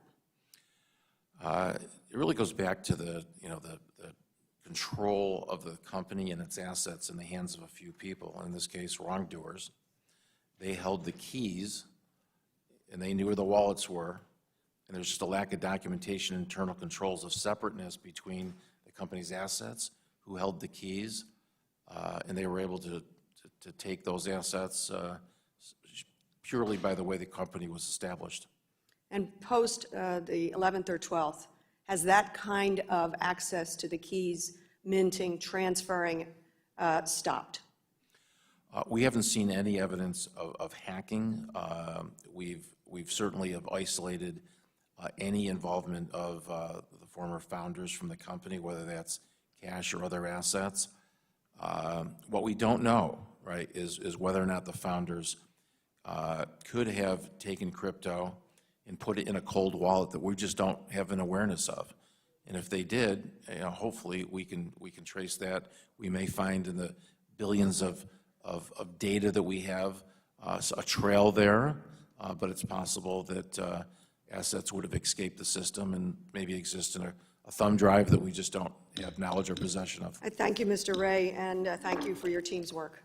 Thank you very much. The gentleman from New York, the gentlewoman from New York, Ms. Ocasio-Cortez, is now recognized for 5 minutes. Thank you very much, and thank you for coming here to testify today, Mr. Ray. I have a lot to get through, so we're going to try to get these answers as quickly as possible. I want to put together a little bit of a timeline of this collapse between November 12th and yesterday. On November 2nd, we have CoinDesk leaking these balance sheets. On the 8th, Binance signs a non-binding letter to acquire FTX, and Bankman-Fried freezes or pauses withdrawals from FTX. I would like to submit to the record your declaration to the U.S. Bankruptcy Court, or FTX's declaration to the U.S. Bankruptcy Court that was filed yesterday. Now, on November 9th, the day after those assets were frozen, Binance announced it would not go through with the purchase, and according to this filing, the same day, Bankman-Fried emailed the Bahamian Attorney General with an offer. That offer stated that he would offer to unfreeze withdrawals just for Bahamian customers on FTX, quote, so they can tomorrow fully withdraw all their assets. Correct. Is that correct? Yes. Now, on November 10th, FTX DM, the next day, was placed into a foreign provisional liquidation in the Bahamas, correct? Correct. The next morning. Now, after that, Bankman-Fried then made good on his offer, on his previous day's offer, in that email to the Bahamian AG, opening withdrawals just in the Bahamas for a period of 25.5 hours. Is that correct? Correct. Now, during that period, $100 million was withdrawn in the Bahamas from FTX by 1,500 individuals, correct? Correct. And this was the day before you were set to take over. So he was still in control. This was like right before he was supposed to hand this off. Now, I think what we have here is that, or rather afterwards, on November 12th, we have what Congresswoman Dean was just asking about with this additional minting, these questions around this additional minting. And then on November 16th, the Bahamian appointed joint provisional liquidators did something very interesting. They came here to the United States Bankruptcy Court and sought an entry to recognize the Bahamian liquidation as the main foreign proceeding. Would that additional control be of any potential value to Mr. Bankman-Fried for that Bahamian proceeding to be the main one? Well, clearly, there seemed to be an effort by the Bahamian Commission to get control of the bankruptcy process, and I think that was evident by their filing, which, by the way, was made up in New York, not Delaware. Oh, thank you. Thank you for that correction. Now, did you uncover any evidence that demonstrates that this window, that 25.5-hour window, opened in exchange for any consideration offered to Mr. Bankman-Fried by the Bahamian Attorney General or any state official, including a promise to initiate liquidation proceedings which might offer a path towards Mr. Bankman-Fried retaining some control or influence over FTX.com? We intend to investigate that very thing. Thank you very much. Now, I'd like to dig into a little bit of the timeline of yesterday. Yesterday, you filed that same declaration that revealed some of this explosive information. What time did you file this? That was late. Around what time? Yeah, 3 or 4 o'clock. Around 3 or 4 o'clock. Now, when you file this information, that requires, that essentially discloses that you are sharing this information, and it discloses that to opposing counsel, correct? Yes, we docket it, and the world knows about it. Now, if opposing counsel essentially becomes notified of this, that would mean that Bankman-Fried and potentially Bahamian officials would have been potentially privy to that information starting around 3 or 4 p.m., correct? Correct. What time was Mr. Bankman-Fried arrested yesterday? I believe it was in the early evening hours, after 4 o'clock. About, I believe it was 7 around- o'clock, perhaps. It was in the evening, after that filing. 6, 7 o'clock, yes. I would like to submit to the record the statement from the Attorney General of the Bahamas issued yesterday on the arrest of Mr. Samuel Bankman-Fried. And after submitting that to the record, I would like to note that in this statement, they stated at such time as a formal request for extradition is made, presumably by the Southern District of New York, but they do not state when that request for extradition was made. Do you believe that information is important for us to understand in order to piece together a timeline, Mr. Ray? Yes, sir. I certainly don't have that full timeline, and that's something that we look forward to learning. Thank you very much. Thank you. The gentlewoman from Texas, Ms. Garcia, who is also the Vice Chair of the Subcommittee on Diversity and Inclusion, is now recognized for 5 minutes. Thank you, Madam Chair, and thank you, Mr. Ray, and thank you for your patience today as we come towards the end of this hearing. Let me just say that I was one city controller of Houston, and under me was the city auditor, so I've done a lot of audits, overseen a lot of audits, and this has got to be one of the most ridiculous, loosely-goosey operation I've ever seen. I wouldn't be surprised if you come back and tell us you found money under somebody's mattress, because it seems like there was total lack of controls, total lack of transparency, total lack of any accountability. And it's much like an onion that every time you peel a layer, it gets a little smellier and uglier. So I know we need to stay tuned. I wanted to also go over a little quick timeline, following up on my colleagues' questions. And FTX International was founded before FTX US, correct? I'm sorry, could you repeat the question? FTX International was put together before FTX US. Yes. So before FTX US, US customers didn't have a forum or a platform to participate in, because, as I understand it, FTX International was for non-USA customers. That's correct.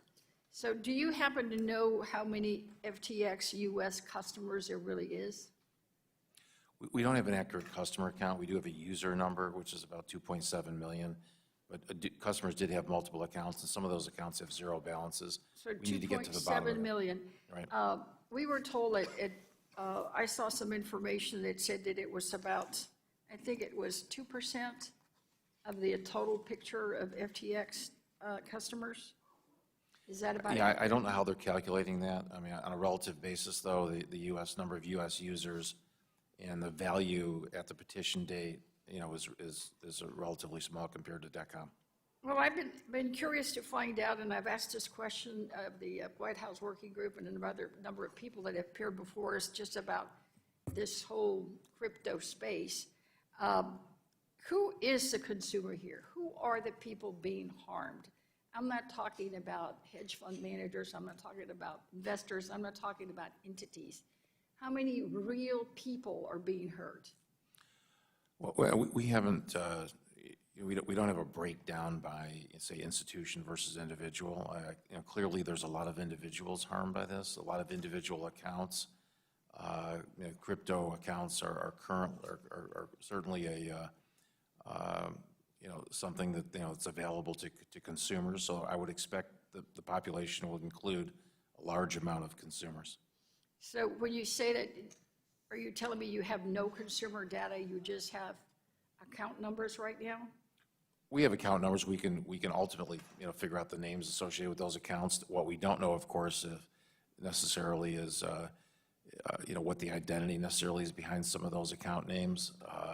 So you don't have any information on their demographics or states? You can't tell me if I Not- have any not from at my my fi- district? yeah, not at my You fingers- can't tell Mr. Auchincloss if there's any from his district? Not at my fingertips. We certainly can accumulate that and break that down. Well, I would be really interested because obviously, for many of us, it is our constituents that we want to make whole. While we have a concern for the entire crypto space and all of the people who participated in any of these trades on their platforms, we have a deeper concern, if you will, for our own constituents. And we need to make sure that we do make them whole. And I know in response to a previous question, you said you weren't sure when you'd be able to make everyone whole. Is that answer the same for the people for just the U.S., or is that also the same for the people in the FTX International? It's same for all, for all the customers. I mean, obviously, the extent of the harm appears greater on the international side. So, we're hopeful, again, on the U.S. side that the dissipated assets are not significant, and that obviously would lead to a greater recovery and a sooner recovery. But it's a little bit premature to really nail that down today. Well, thank you. And when you do the demographics and the consumer data, keep in mind that Morning Consult study showed that about a quarter of Black and Latino respondents own the cryptocurrencies. It's a quarter compared to 17% of white respondents. We need to make sure that when we talk about making everybody whole, we're talking about everybody. Absolutely. Thank you. I yield back. Thank you very much. The gentleman from South Carolina, Mr. Timmons, is now recognized for 5 minutes. Thank you, Madam Chair. Thank you, Mr. Ray. Let's go back to Enron. That trial was from January 30th, 2006 until May 25th, 2006. Pretty lengthy trial. I imagine that the federal prosecutors presented ample evidence. There were all kinds of witnesses. Would it have been helpful to have the defendant testify before Congress for like 6 hours and answer a whole bunch of questions under oath prior to that trial? Would that have been helpful to federal prosecutors? Well, by that time, the company had been confirmed out of bankruptcy. We had Before he was arrested, would it have been helpful for him to come before Congress and testify for hours on end and answer every question that we could come up with? Oh, absolutely, absolutely. Yeah. So it would have been really helpful? Yeah, oh, yes. Okay. So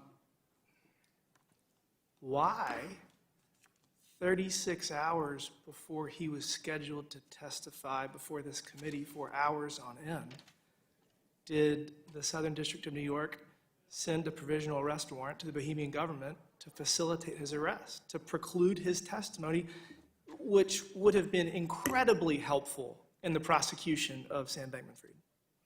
I mean, I obviously can't speak for the agency. It's kind of bizarre. I mean, I was a prosecutor for a number of years. I prosecuted complex white-collar cases.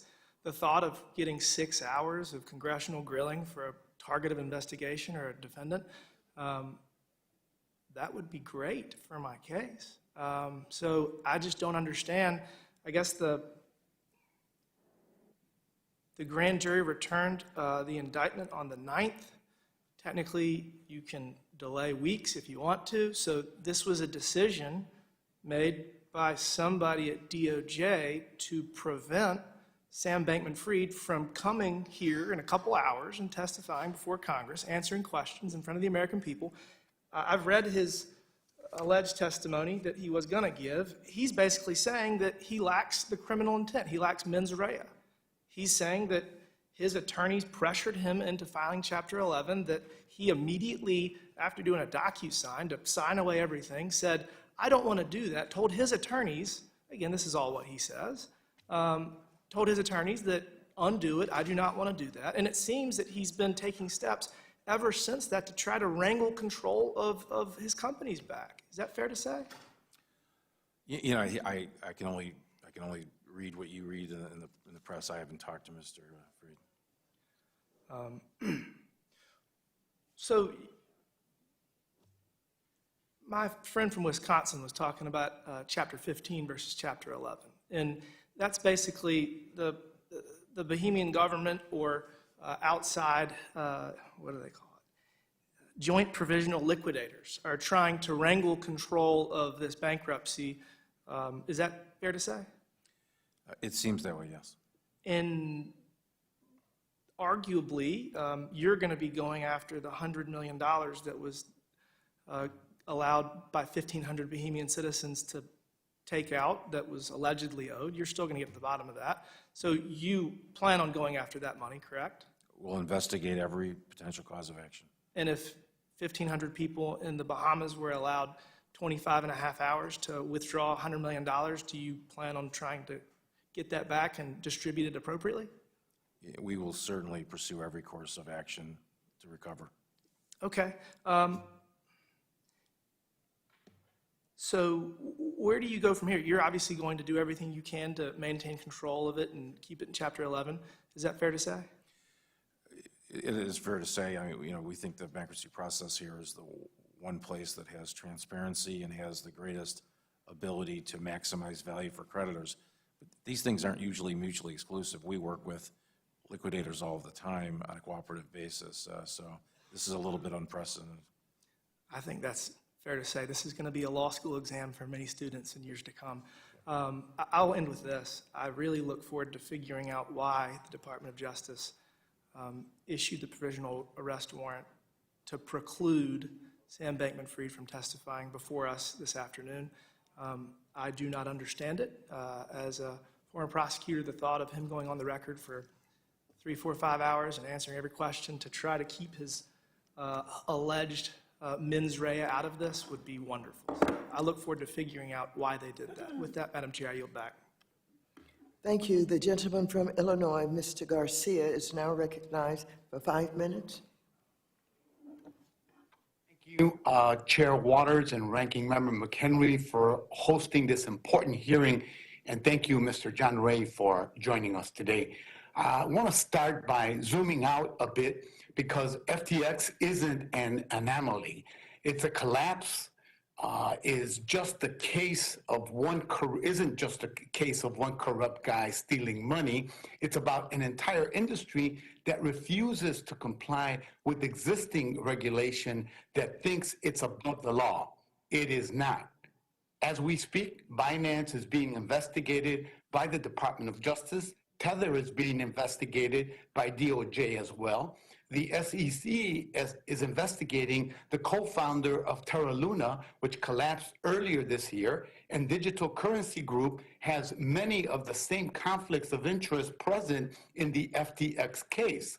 The crypto industry is in crisis because crypto assets have no inherent value. These companies are making money using one thing, hype. And when the hype runs out, these businesses fail, and ordinary investors, especially latecomers who are disproportionately low-income, Black and Latino, lose. Mr. Ray, in your November 17th filing, you noted that your team had detected unauthorized minting of approximately 300 million in FTT tokens by an unauthorized source after the bankruptcy petition date.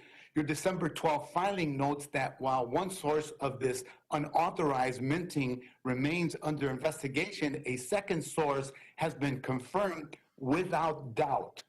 Who was the source of this unauthorized minting that your team has confirmed without a doubt? The second source I think you're referring to is the Bahamian Commission. And Mr. Ray, one of the unacceptable management practices at FTX that you identified was the absence of independent governance throughout the FTX group. People from the same group were leading various companies, and there were potential conflicts of interest because of this. Could you tell us more about the lack of independent governance, and what risks were created as a result?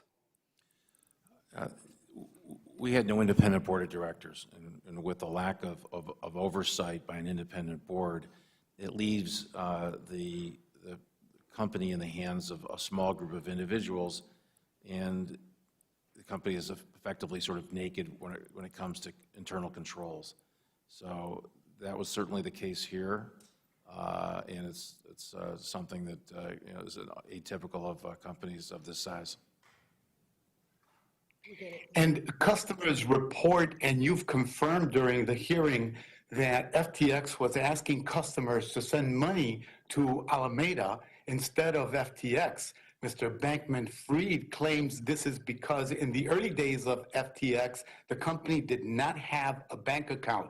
On a Twitter space yesterday, Mr. Bankman-Fried said he does not know if assets were moved over from the Alameda to FTX after those early days. To your knowledge, how long were customers instructed to send funds to Alameda that were meant for FTX?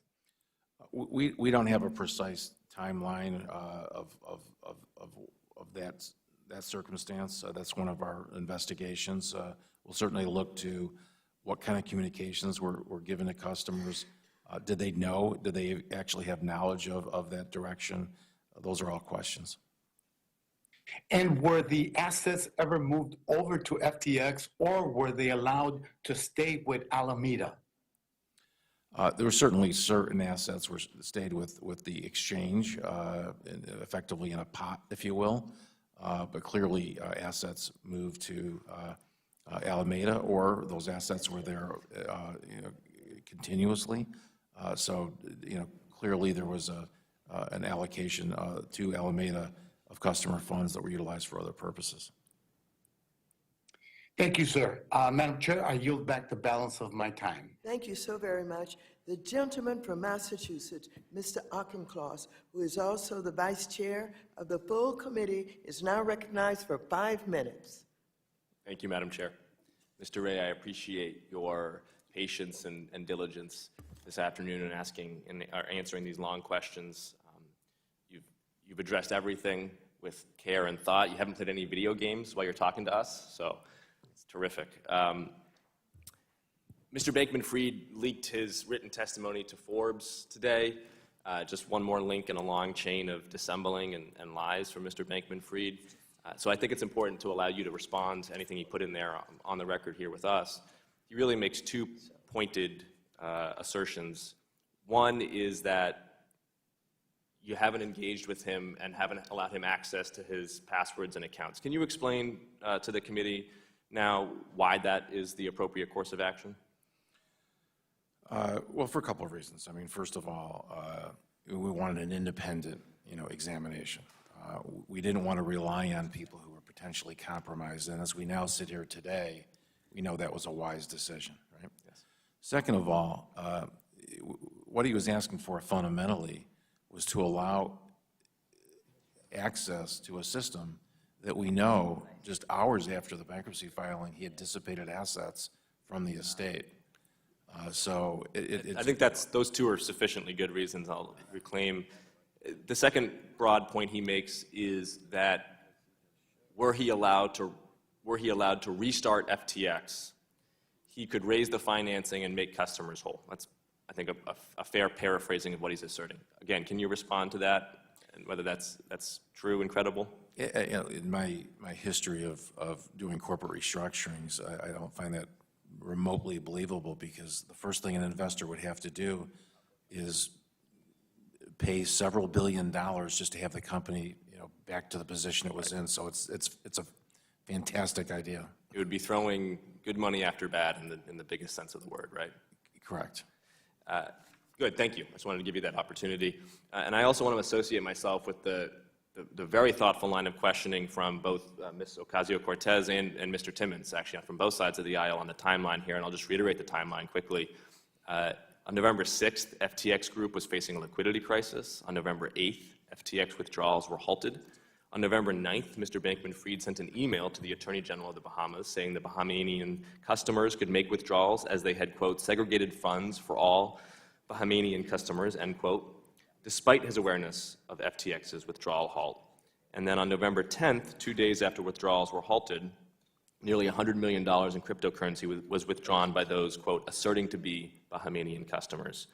And then, quite conveniently for Mr. Bankman-Fried's counsel, he is arrested right before he was due to provide hours' worth of sworn testimony to Congress.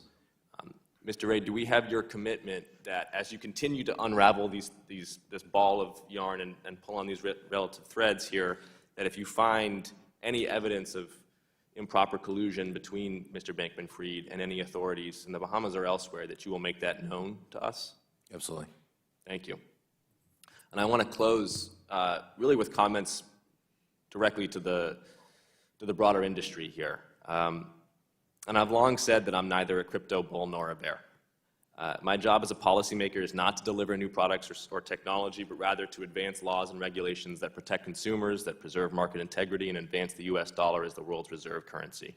And I maintain this market and tech agnostic position. I think it's the appropriate one. We need strong and clear regulations here from Washington. But I do want to say that my patience with the crypto bulls is wearing thin. It's been 14 years, and the American public has heard lots of promises, but it has seen lots of Ponzi schemes. For crypto, it's time to put up or shut up. It's worth noting that ARK, the innovation investor, several years ago identified 5 general-purpose technologies of the future: DNA sequencing, artificial intelligence, robotics, energy storage, and blockchain. And yet those first 4 disruptive technologies have already delivered game-changing innovation that affects my constituents in daily life. Blockchain has thus far delivered white papers and podcasts about Bitcoin and DAOs and NFTs, DeFi, and more. And it's all interesting, it's exciting even, but none of it has achieved product market fit at scale. And it's time for the blockchain investors and entrepreneurs to build things that matter or to lose more credibility. Madam Chair, I yield back. Thank you very much. Without objection, I would like to enter into the record the closing statements from Ranking Member McHenry and myself. And I'd like to thank you, Mr. John Ray III. Chairwoman for Waters. your presence here today. Chairwoman Waters, I've not had an opportunity to testify or to question the witness. I'd like to thank you for your presence. Chairwoman Waters, And for the parliamentary inquiry. Yes. Are all members entitled to question witnesses? You are, and if you would like to miss the votes on the floor for everybody. Hey, it's just the one chairwoman's moment. prerogative to call Just a recess. one moment, please. That's your decision, not mine. Just one moment, please. You may go right ahead and have 5 minutes. Thank you. Thank you, Madam Chair. You're certainly welcome, sir. Mr. Ray, earlier today you said FTX was one of the worst bankruptcies you have handled in your 40 years of legal and restructuring experience. Under Mr. Bankman-Fried, FTX had almost no record-keeping, risk management, or accounting. In fact, FTX had 0 accountants on their payroll. Mr. Bankman-Fried explained to Bloomberg Businessweek that FTX's accounting was done by him, and in his head, quote, "I was real lazy about the mental math. The complete lack of any basic record-keeping makes it difficult to track down assets and untangle this mess. Are you aware of any additional wallets the co-founders potentially have access to that contain debtor assets?" No, we're not. There's also been very little attention to the banks that FTX had a relationship with. I don't know that I've heard about any questions today, but the ties between FTX and Farmington State Bank began in March when Alameda Research invested $11.5 million in the bank's parent company, FBH. Do you have any insight or additional information as to why a small agricultural lending bank with really no footprint in fintech or crypto has a relationship with FTX? No, that's subject of our inquiry. I mean, we do know, obviously, we made that investment. Well, thank you. I appreciate that. You've also stated that Alameda's business model as a market maker required deploying funds to various third-party exchanges, which were inherently unsafe and further exacerbated by the limited protections offered in certain foreign jurisdictions. To your knowledge, are any of the FTX co-founder or their family members affiliated with third-party exchanges that receive funds from Alameda? We're certainly investigating that. It's going to take some time to dig through that, but that's clearly a part of our focus. Thank you. I appreciate you coming here today, and I'd like to yield the balance of my time to the ranking member, Mr. McHenry. I yield back. Thank you. Thank you. As I was saying before, without objection, I would like to enter into the record the closing statements from Ranking Member McHenry and myself. I would like to thank you so very much, Mr. John Ray, for the time that you have spent here today in the way that you had helped us. And with that, I would recognize the Ranking Member for a minute. Well, thank you, Madam Chair. And first, I want to say thank you to you, Madam Chair, and your team. Over the last 4 years as ranking member and chair of this committee, there are times we've worked together. There are times we haven't. There are times where we've agreed in public and disagreed in private, and then other times we've done the opposite.